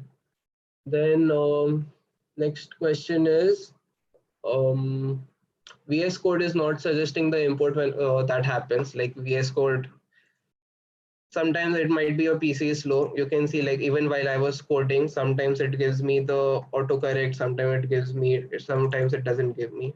Sometimes it's the wrong import also. So that also happens. Firebase is best, seconded, MongoDB is better. Yeah, MongoDB is better if you are like trying to build like a production level app. But for like such a small project, Firebase is well and good. Yeah, MongoDB, because you're doing everything from by yourself, there's a lot more control that you have, which is always like better if you're trying to build something complicated. Okay, npm run build. So okay, what happens is we have created this website. Now let's say this is all running on localhost. This is running on my own laptop. I want to take this website and I want to put this onto the internet so that everyone can use it, right? So for that, I will first need to create an optimized build for it, because this is a development software. Because see, whenever I change something over here, it will like hot reload over here. So all this is being run using, see, Webpack dev client. So it's a Webpack development server.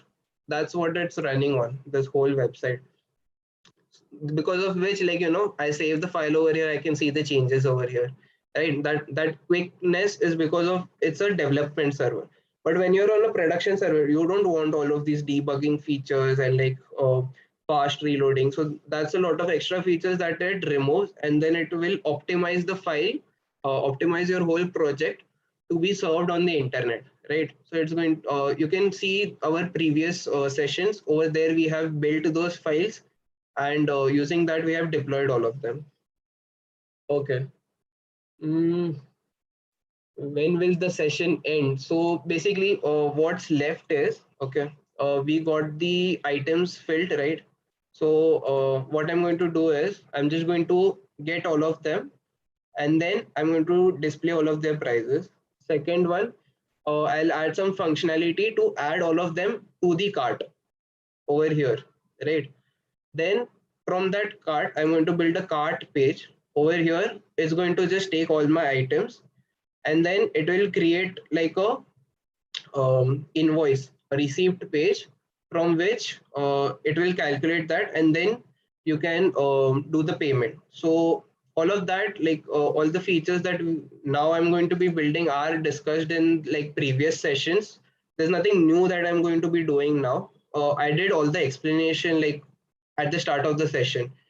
So if you want, I can continue building this. If not, the finished source code will be put onto the GitHub repository later. So you can like you can put it in the chat box. Like, do you want me to continue, or like is it okay if I end the session right now?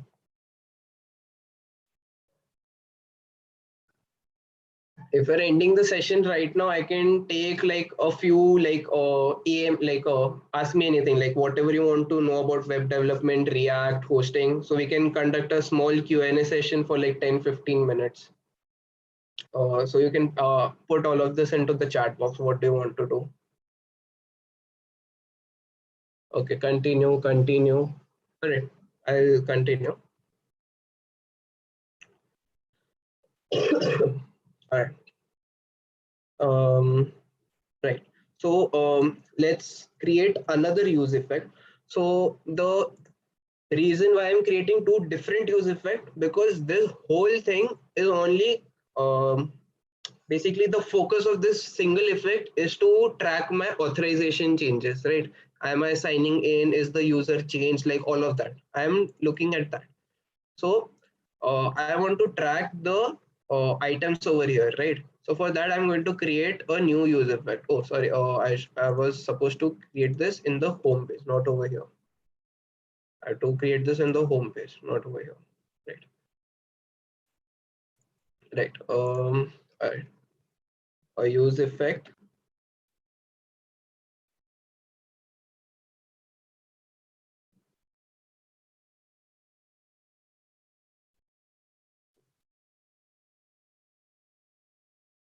Okay, this will also not have any dependencies.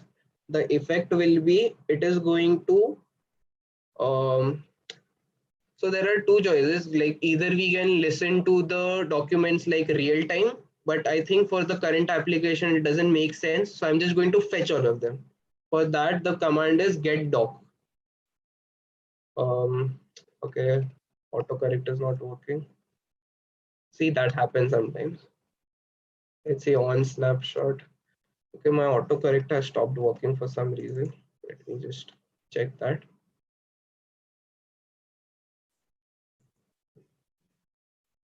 Get doc. Okay, I'll have to go see the function name because I don't remember the exact name for the function. Firebase get doc.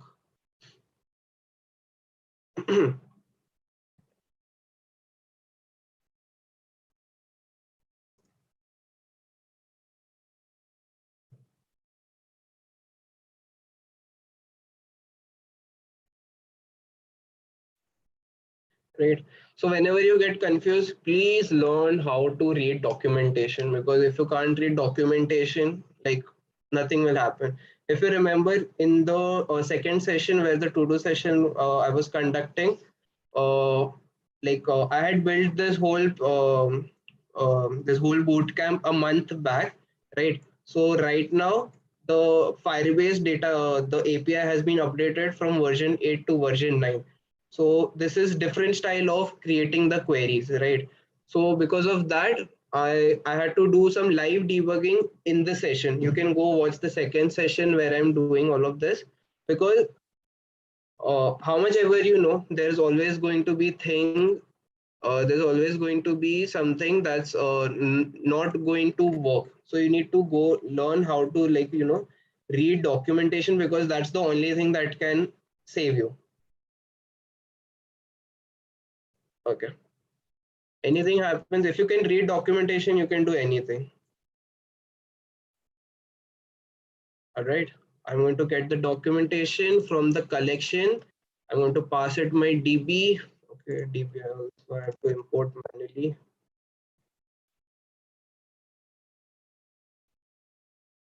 Here I'll import the DB, and I need the items. Okay. You can see what's going to happen. I'm going to get some query snapshot back, right? Learn how to read all of this documentation. Okay. So it's going to return me a promise, which is going to have a query snapshot.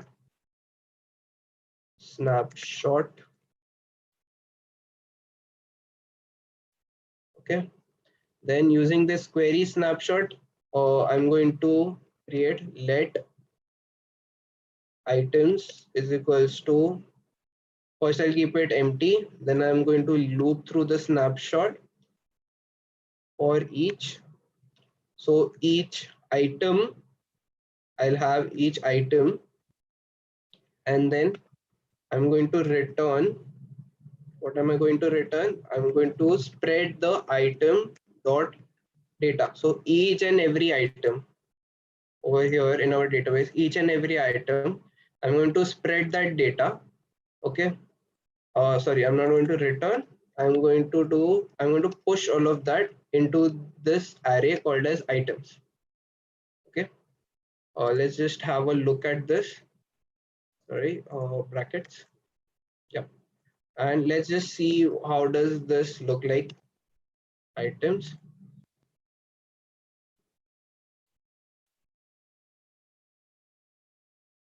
Effect.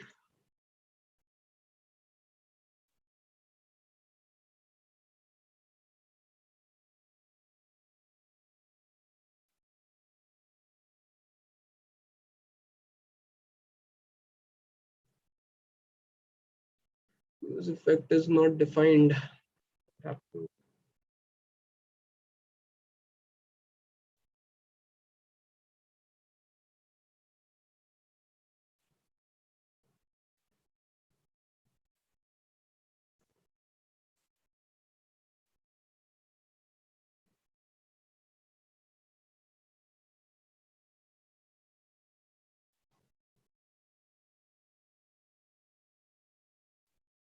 Okay, yeah. You can see now it has brought all three of the files back to me, right? And I got the data present in it. Okay. Now how will I display all of them? I'm going to have something called as items, items.js. So this is how all of them are going to look like. So RAFCE. Um, Reading documentation is boring. Let me tell you, like if you can read documentation, um, so this API used to look something like this in the previous version. You can see web version 8, it used to look something like this, and it is completely changed into something like this.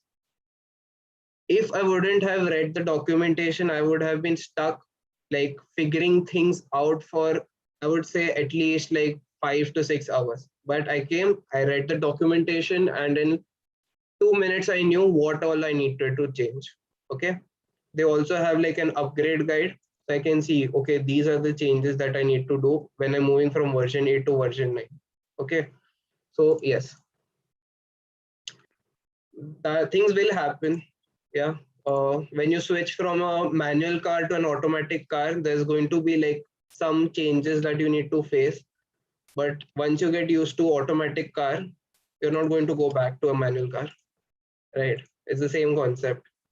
Okay, there's a card, and then in the card content, I'm going to have one image. Sorry, I'm going to have a div. Just let me look. That's just like some styling that I need to put in over there. Okay, there's no card content. Yes.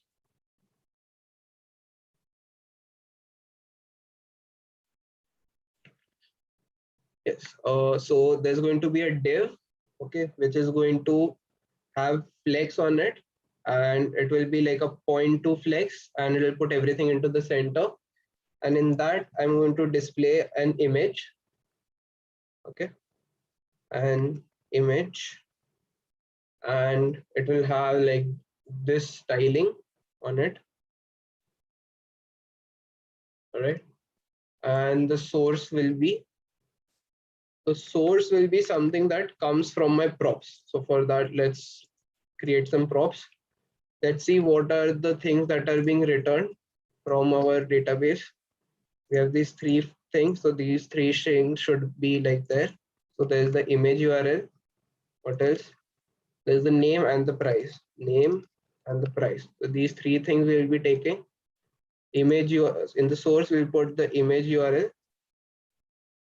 And in the alt tag, we'll put the name of the product. Okay. Let's have a look at this. We need to first render this over here. Okay. We got these items. We need to put this into a state. Let's do that.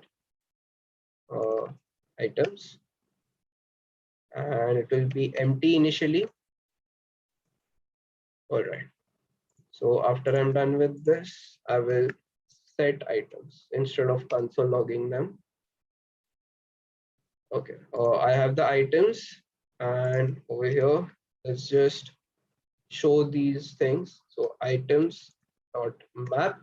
So I'll get an individual item. So for each individual item, let's just get the key also, because we'll need that. So for each individual item, I'm going to be displaying items, right? Sorry, over here. Let's import this, right? And what it will require. Uh, So I'm going to use another syntax because item is going to go as it is. So I'm just going to open item over here and then send it because it's the same keys. And also I want to give it key because I'm looping through this, right? It's done. And new state import. Okay, for some reason my React imports have stopped working.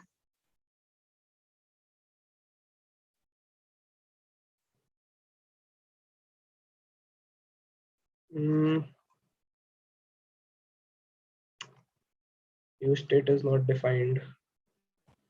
We have defined it. Let's just refresh the browser.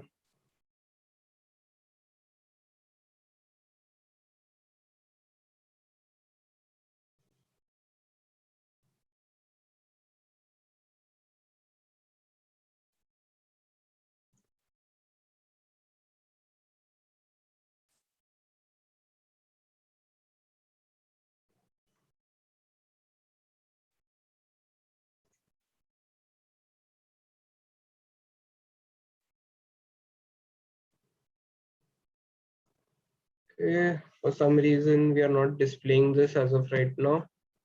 Let's check again. Oh, we forgot to save the file. Does this work now?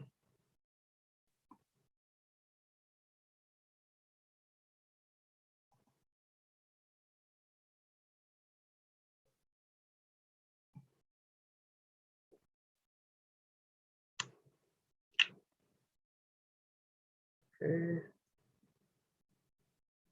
I just feel like there's something come away.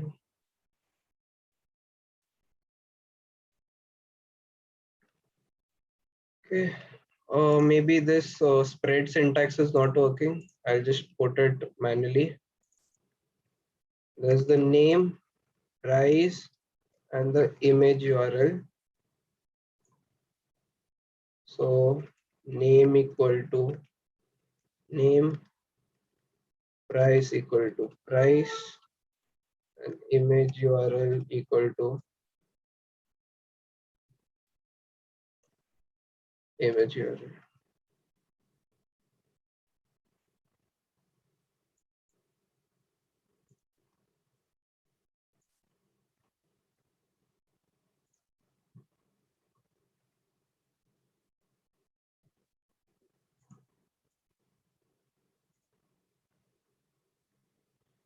If for some reason this is not coming, let me see. JSON.stringify items. Okay, we do get the images, but for some reason this is not being displayed. Oh, right. For that, we'll have to return this. If you don't return, it's not going to be visible. Right.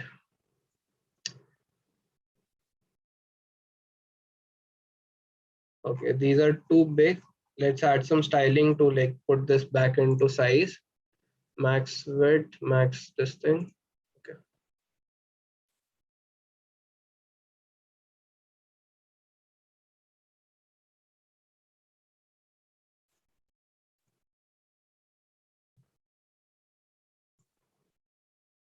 Put this whole thing into a div.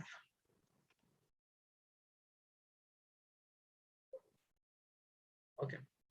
Now it's working. Now we have the images, right? Images are being displayed. Let's just add a little bit more style so that it's not so much crowded.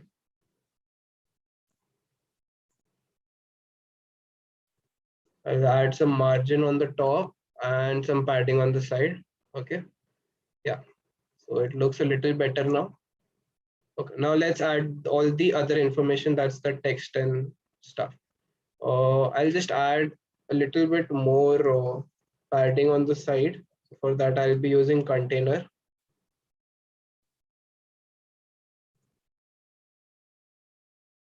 Container and the max width will be SM.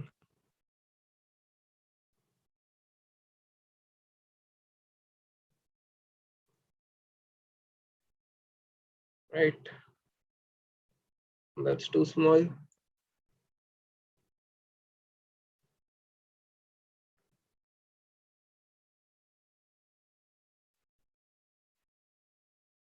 All right, yeah, this size is perfect. Okay, now let's add the text about the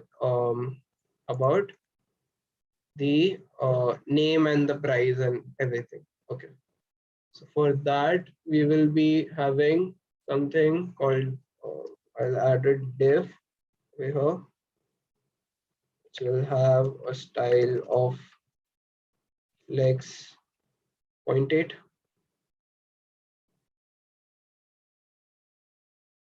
Here I'll add some card content,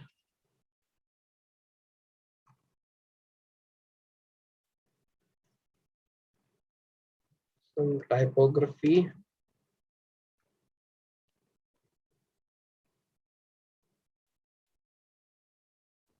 and the price.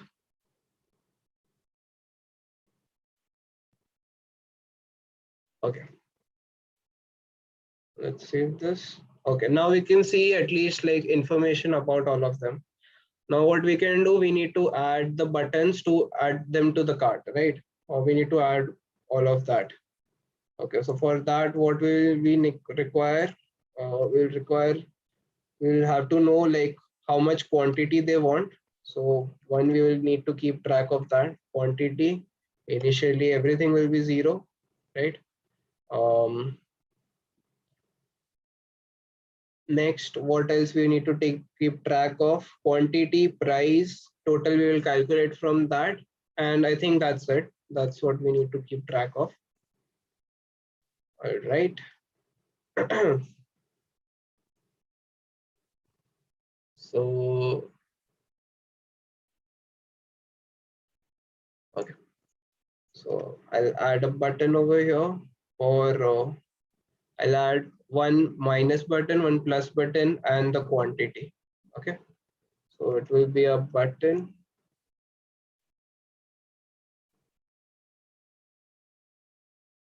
and it will have a minus, similarly a plus, and a typography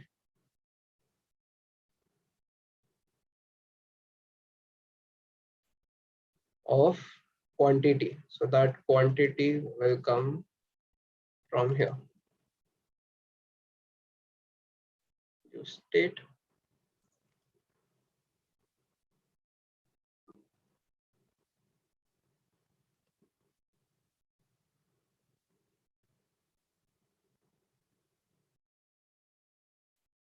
Okay, this thing works. Let's just wrap all three of them in one div so that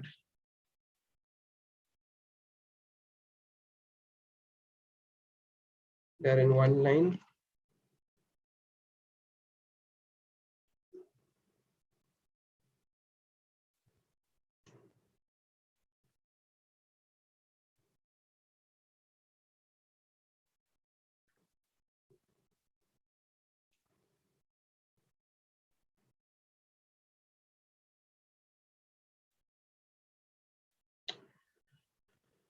Okay.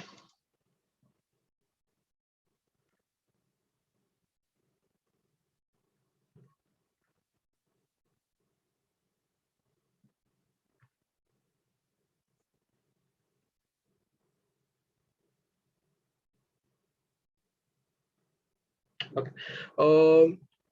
I'll just take a break for like 2 to 5 minutes. So if anyone has any doubts, they can put it in the chat box. I'll be back in 2 minutes.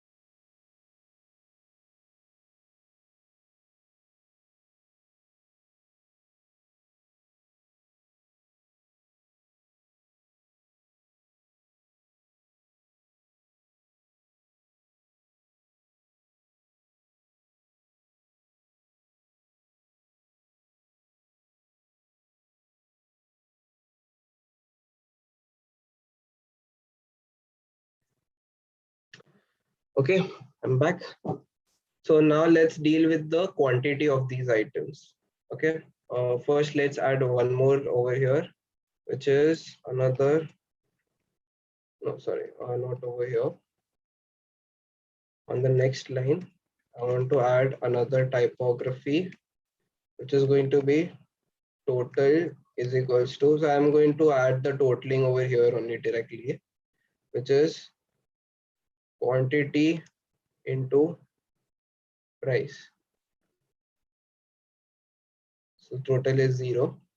Okay, but we don't want to display this like for everything, right? So what we're going to do is over here, we are going to just add one button, which is, right, close this,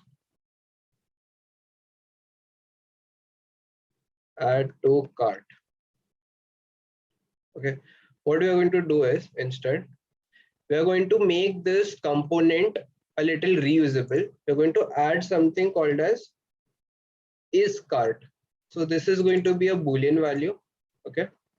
Now what we're going to say is that if this is a cart, so then only display all of this section. So how do we do that? Is cart and this. We need to wrap this into a React fragment because it always expects to return one React component, not multiple. Okay. So if it is cart, then only see. Otherwise, you will only see add to cart, or similarly remove from cart. These two buttons, and these both will be like depending is it already in the cart or not. So we will do that accordingly. Okay. Next one. Similarly, these two should only be displayed if it is not in the cart, right? So let's just put this over here, React fragment, because we will need this, and not is cart. So if it is not a cart component, will not display it.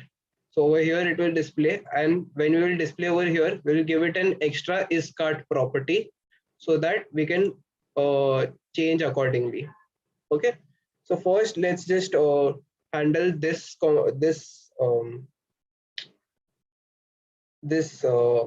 adding and removing from the cart functionality.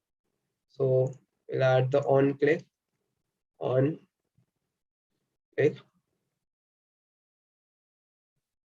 add to cart. Similarly, there is remove from cart.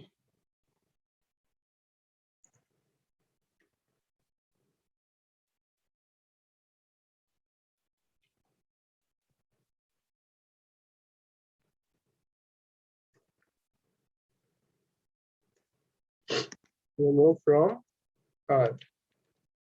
Okay, so what are these functions going to do? So does anyone want to try, like how are we going to add it to cart? We have the name, we have the price, we have the image. How are we going to add this into the cart? We have the cart available over here, use state value. Over here we have this thing available. How are we going to do this? Anyone wants to give it a try?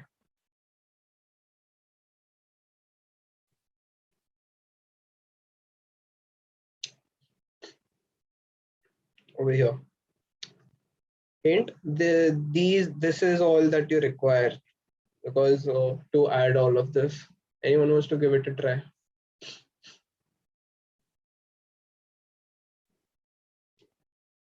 Okay, so what we're going to do is we're going to take the current cart, right?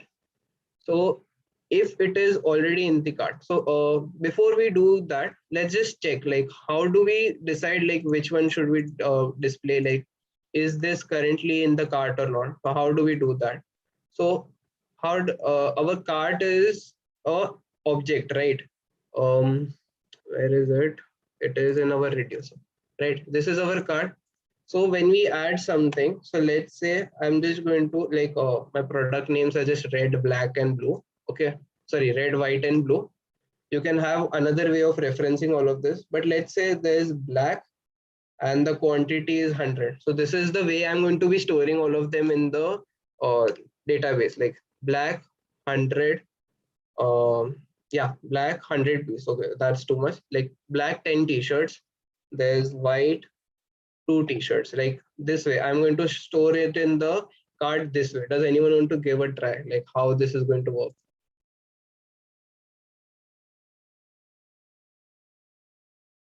Let me tell you, it's not that difficult. Okay, no one wants to give it a try. Okay, so first we will check, okay, is this black, blue, or white accordingly, right?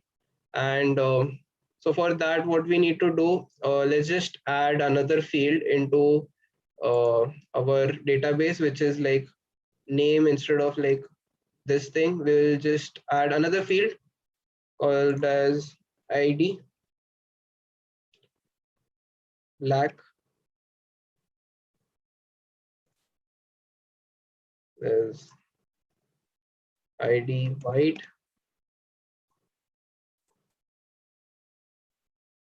id of blue. Okay, you can put here, like you can use these IDs also, like that's also okay if you want, but I think this is more easier to understand, so I'll be going with this. You can use these IDs also. So I'll show both ways, like how would you use this ID. So when you're getting these values, so with this thing you put something called as ID, right? And then you use item.id, so that's how you use that ID. But right now we have this ID coming, red, black, blue. So we'll be using that one. Okay. All right. Let's just send all this also, the ID also as props. ID, ID equals to ID. And in items, we are going to expect that ID. Okay.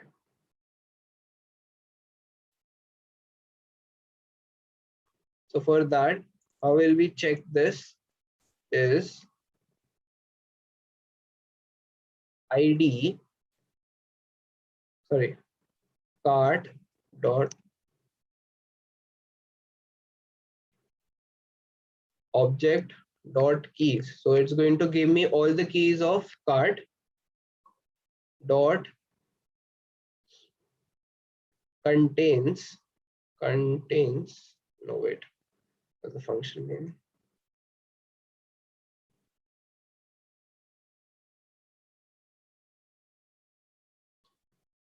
um yeah, so I'll just do it in another way. So like cart and ID, so this is like if it is red, I'm going to access the cart red ID. So if it is not equal to null, right, it will give me something. So this means that it is in the cart. So if it is in the cart, I don't want to display this. Okay, so for this will be equal to null, and for this one, it's going to be ID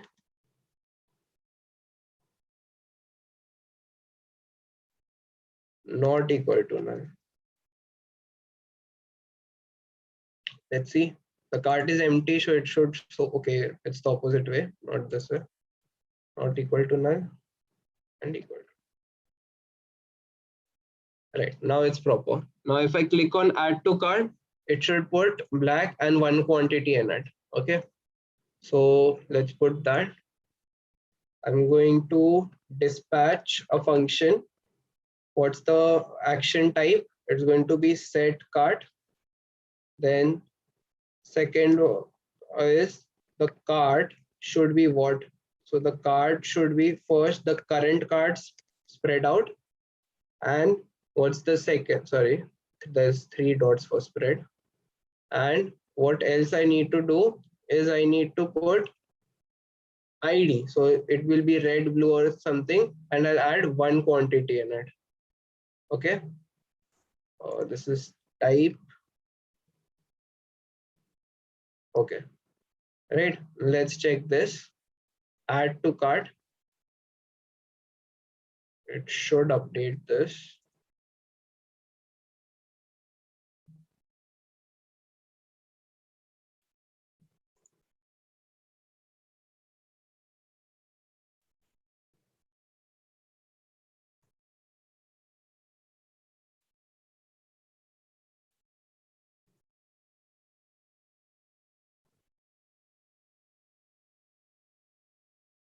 It's happening.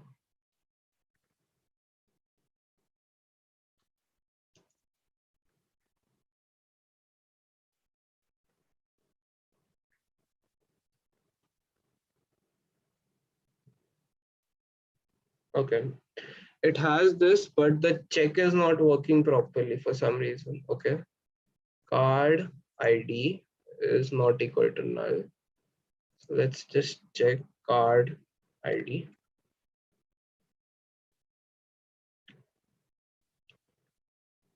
All right. So this is what it looks like. Okay.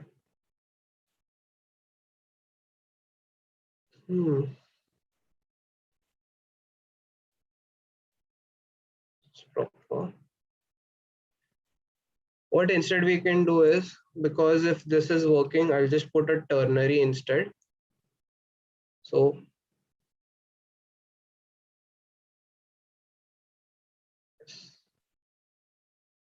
and it will be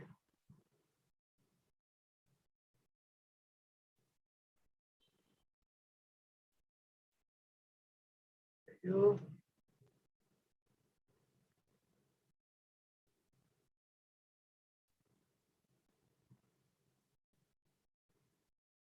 Empty. If I click on this, it will add the black, and it should change this thing.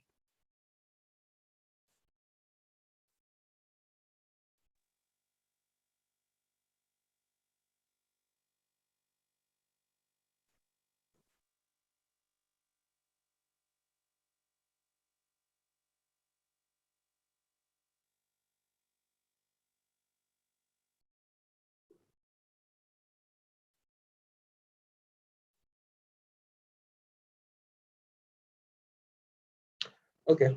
So this works. So if I add it, it will put this into the cart. Okay. So this function is working. All right. So if there is some quantity of that ID in the cart, it will show remove from cart.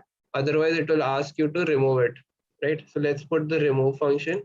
So for that, I'm going to take let temporary card equal to card. Then I'm going to delete temporary card and ID. Okay, so that's going to remove it from this thing. So let me just show you what will happen. Temp card. If I try to remove this, it's going to remove black from it, right? And if I do this, it's going to remove that. So if I try again, nothing will happen, right? So what happens, like now this is going to be my new card, right? So let's dispatch another event.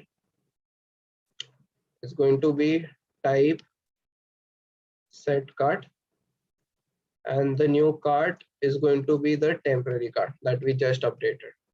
Okay, let's do this. Okay, there's blue, black, white. Let's remove, remove. So add and remove functions are working properly now, right? So this is that. Okay, now let's come back. And as you can see, as we are adding, you can see that this is also getting updated on the side. So 3, 2, 1, because all of this is taking from the same context, all the values. Okay, now let's make the cart page. So for the cart page, I'm going to put the routing is from here. Okay, let's add the cart page.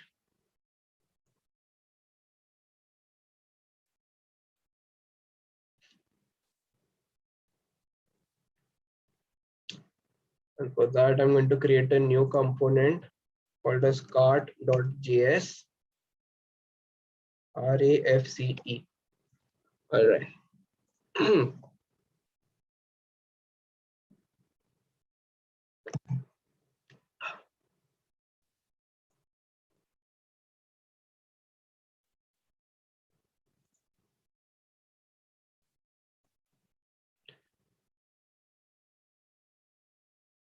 This will be similar to your home. I'm just going to display a lot of the items. So I'll use the same thing, container.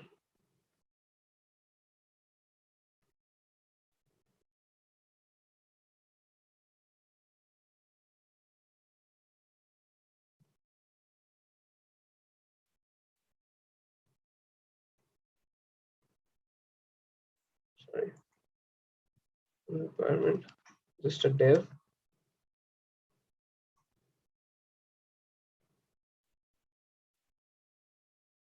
And I'm going to return these things. Okay. So for the cart, what I'm going to do is these items, I have to show the cart accordingly. Okay. So for that, I have to loop through the cart. Cart will be coming from useState value. useState value const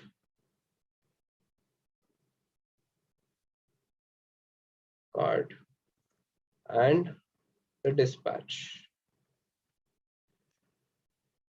Okay. So cart dot map item.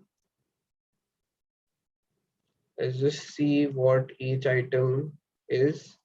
So what's displayed in the cart is the product and the quantity, but we'll also need the price. So we'll just update the function of adding and removing. So instead of putting this thing, instead of putting one, we are going to put quantity is one and the price is price. Okay, right. And the check over here will be, instead of cart id, it is going to be dot quantity instead. Okay, let's check both of them. What we did is basically we just changed the way we want to store the cart.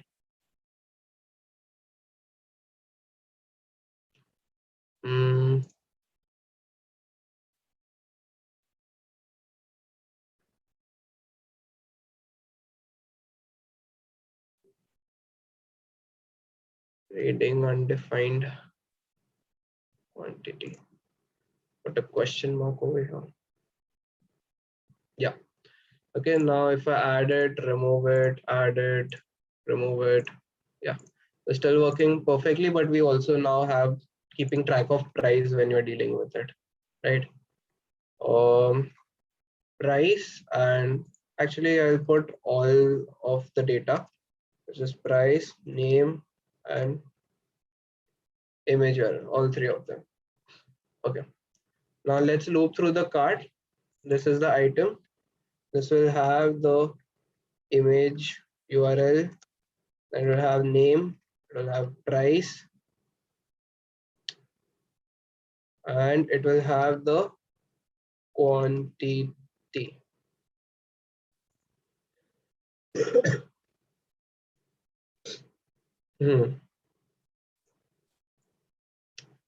Okay, next I'll return items,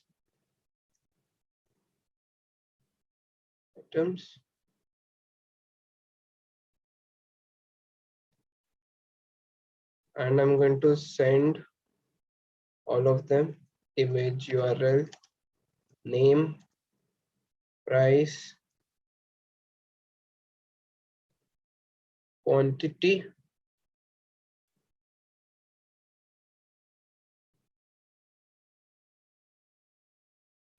right? this should have been in round brackets. Yes.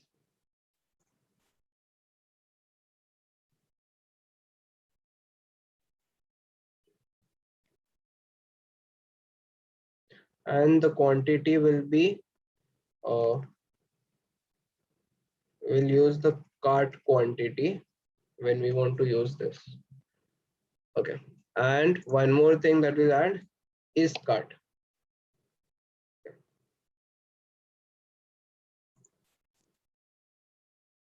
Is cart, and let's come back to items. Where is the error? Unexpected broken comma.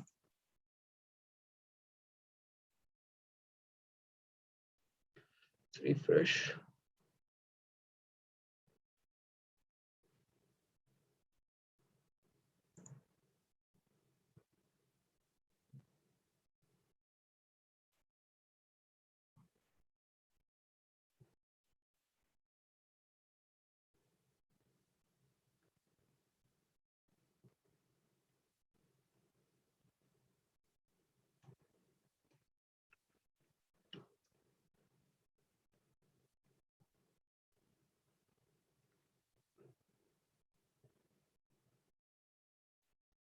Yes, we are going to loop through cart.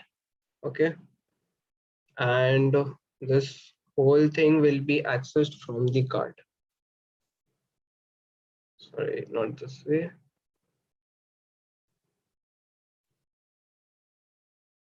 Item. It will be the ID, and using this ID, we will be accessing all of this.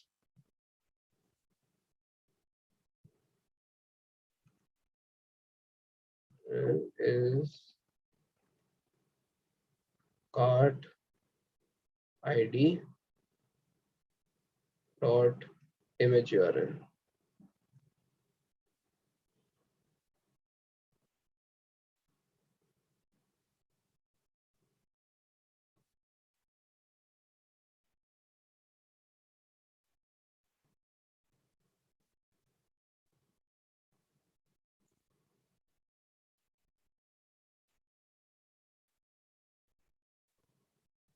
Whole thing const equal to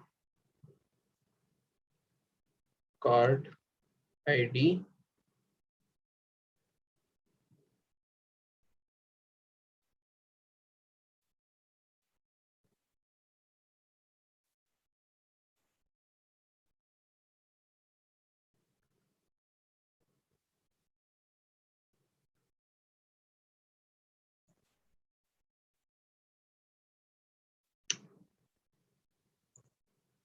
this is not displaying.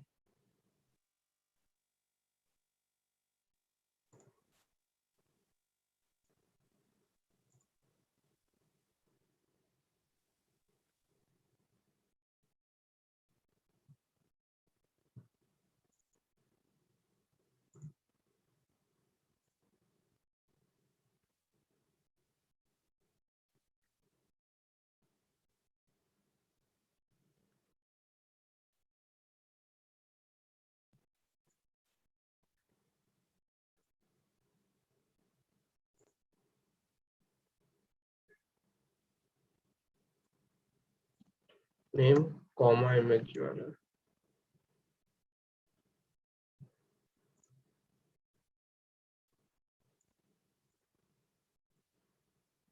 Okay, now we can see we can like add or subtract, and this should come from where? It should come from this initial quantity should be coming from the cart quantity, right? Yes. So that's the total value. Okay. Now we have this. Now let's put the functionality on these two things. How will we do that? When we click on plus, it should be on click.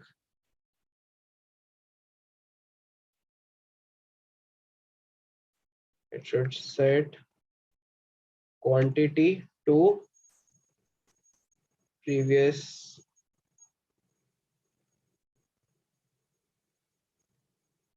we're going to take the previous value plus 1. Okay, let's check. We did it in our first exercise. It's the same thing. Similarly, for minus, but there will be a check that will be going on that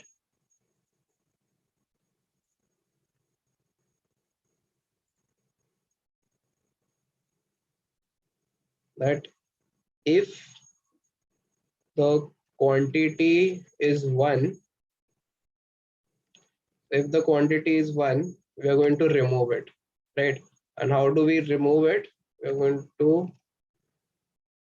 actually just going to take the same function. Where is it?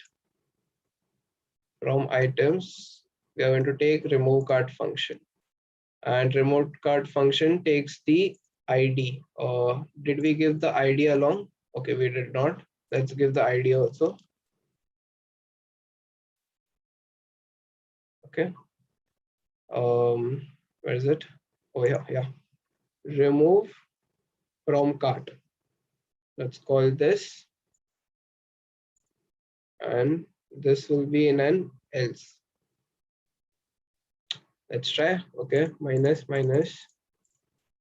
And if we do this, yes, this should turn to empty.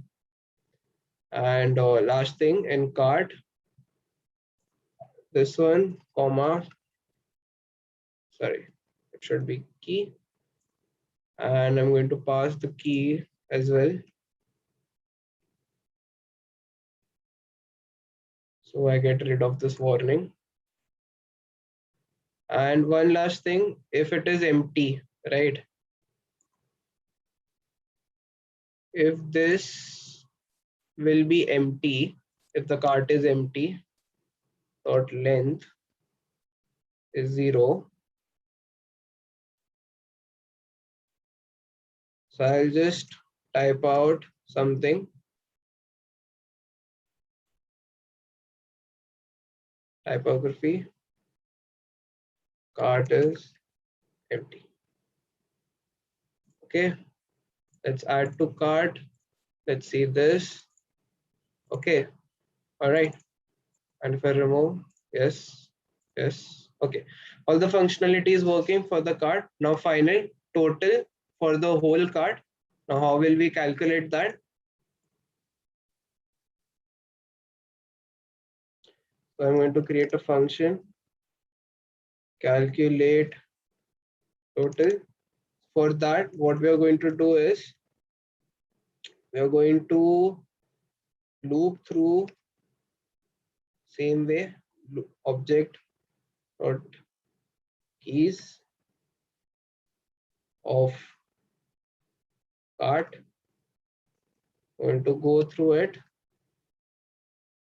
and for, sorry, not map, not for each, we are going to get the individual item. So item and index, we don't require it right now. So for each, we want to do something. So let's take a total value equals to 0. Okay. Each item, what does it have? It has the price and the quantity. Price and quantity.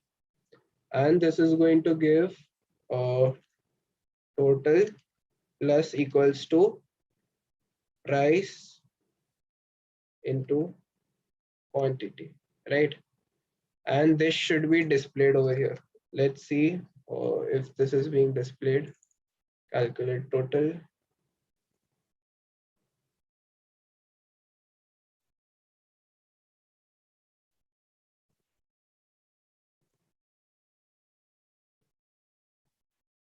Yeah, we got to return it to printed.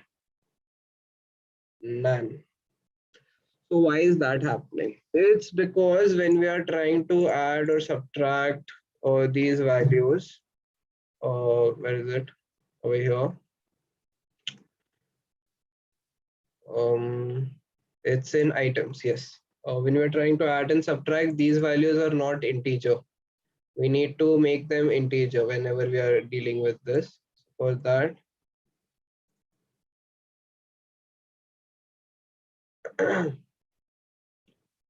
your initial value has to be a number, right? Quantity is 1, and when you try to remove it, you remove it completely. Add or subtract 1. Okay, it should work then. We are getting this value, so it's correct.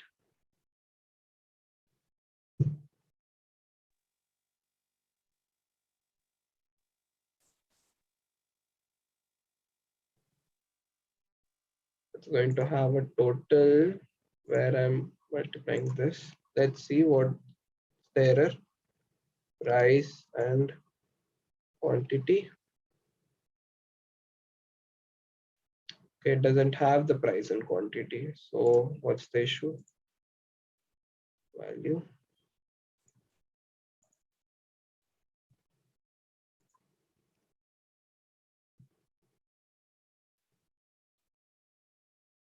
All right, that's the problem. It's getting value as ID, not as the proper this thing.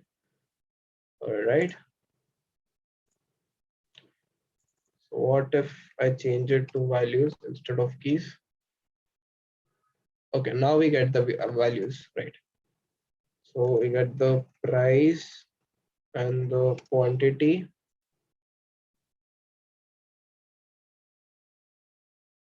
300. Let's add some more items. 300, 100, 200. Yeah, they're getting 600. So the total function is also now working perfectly fine. Let's just put this in like something nice. So typography.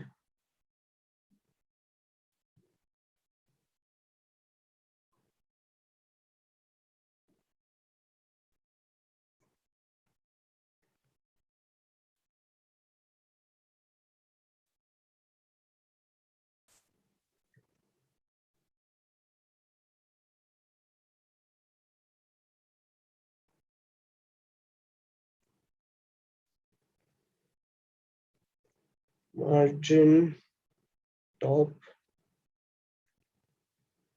of 2EH. What else?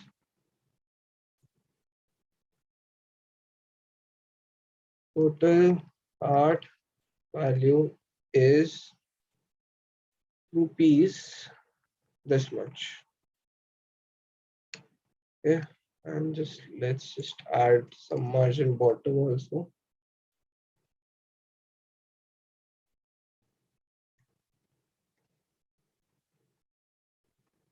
All right. Okay, so all of this is done. Okay, so now what you can do is this whole system is done, right? Adding, removing from the cart, changing the values. Okay, why is this not adding? Price, quantity, why did it not change? Value. Wait a second. That's 600. And if I do this, it should become 700. What's the calculation error? Price is price of 1 unit. Quantity is quantity of oh, sorry. We never updated after this. We never updated the quantity over here. Which is over. Yes, over here. After we set the quantity, right? What we need to do, we also need to set it in our cart, right? So for that, what are we going to do? Instead of taking this from here, so we are going to add another use effect. So use effect. So now if the quantity changes, okay, whenever the quantity changes, what we are going to do is we are going to dispatch an event of type set cart and we are going to set the cart to what? Let temporary cart equals to cart, and card at id dot quantity equals to new quantity, and sorry, temporary cart. Yes, and we'll put this as temporary cart. Okay, let's see if this thing works. Use effect.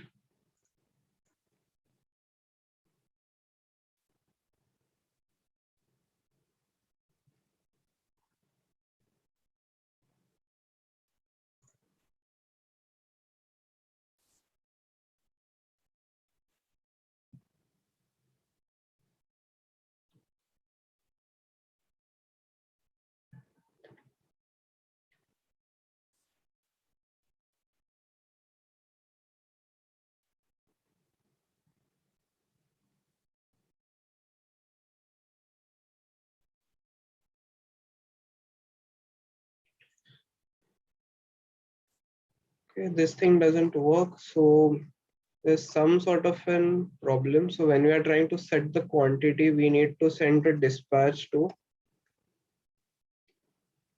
dispatch of type set cart, and let temp cart equals to cart.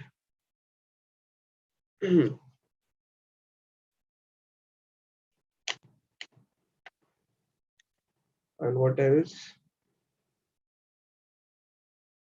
We're going to change the temp cart at id dot quantity equals to quantity, sorry, -1, and let's just console log the temp cart. See, does it work properly? Let's add to cart plus plus plus, and when I click on minus, the black changes to 3 overall. Okay, so this thing is working. So I'll just set cart, and the cart will be temp cart.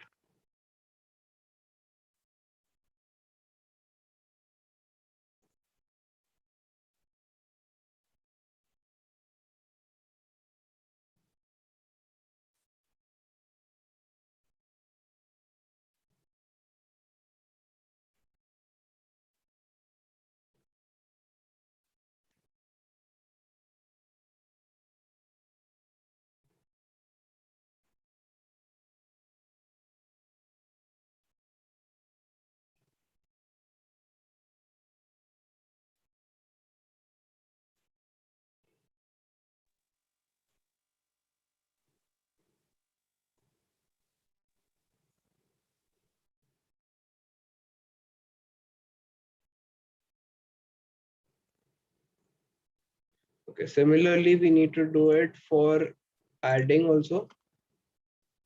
Over here,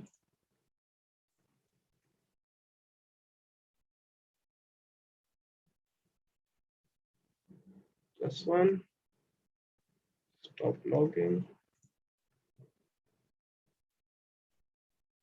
Okay, let's try.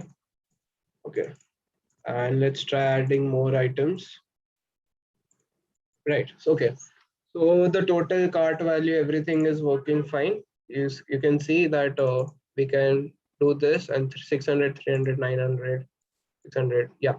So total cart value is correctly calculated now. Okay. Now this is where I am stopping.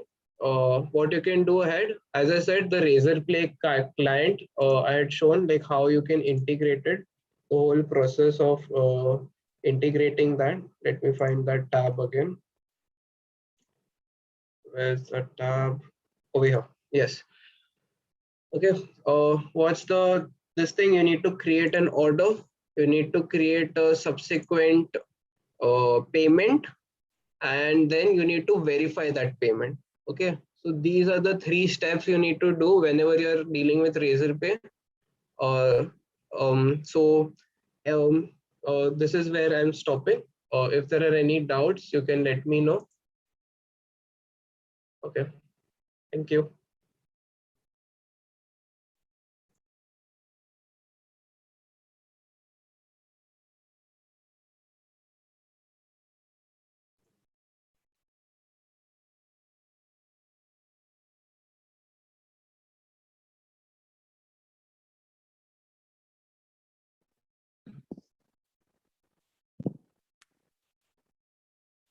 Okay, thank you, Vitanshu. So, guys, that brings us to the end of the boot camp, and Team CSI is really grateful for the overwhelming response that we have received for it. So, for those of you who are waiting for the announcement, our technical festival Renaissance is just around the corner, and there are going to be various fun events and technical events planned for the festival. And one of them is going to be Reactathon, which is a special hackathon for all web development enthusiasts. And if you have attended this bootcamp, then you would have gained some skills for sure. So you may participate in this event and bag the top prizes. So be sure to look out for emails from our end and follow our Instagram at CSI underscore KJSIIT for updates about the same.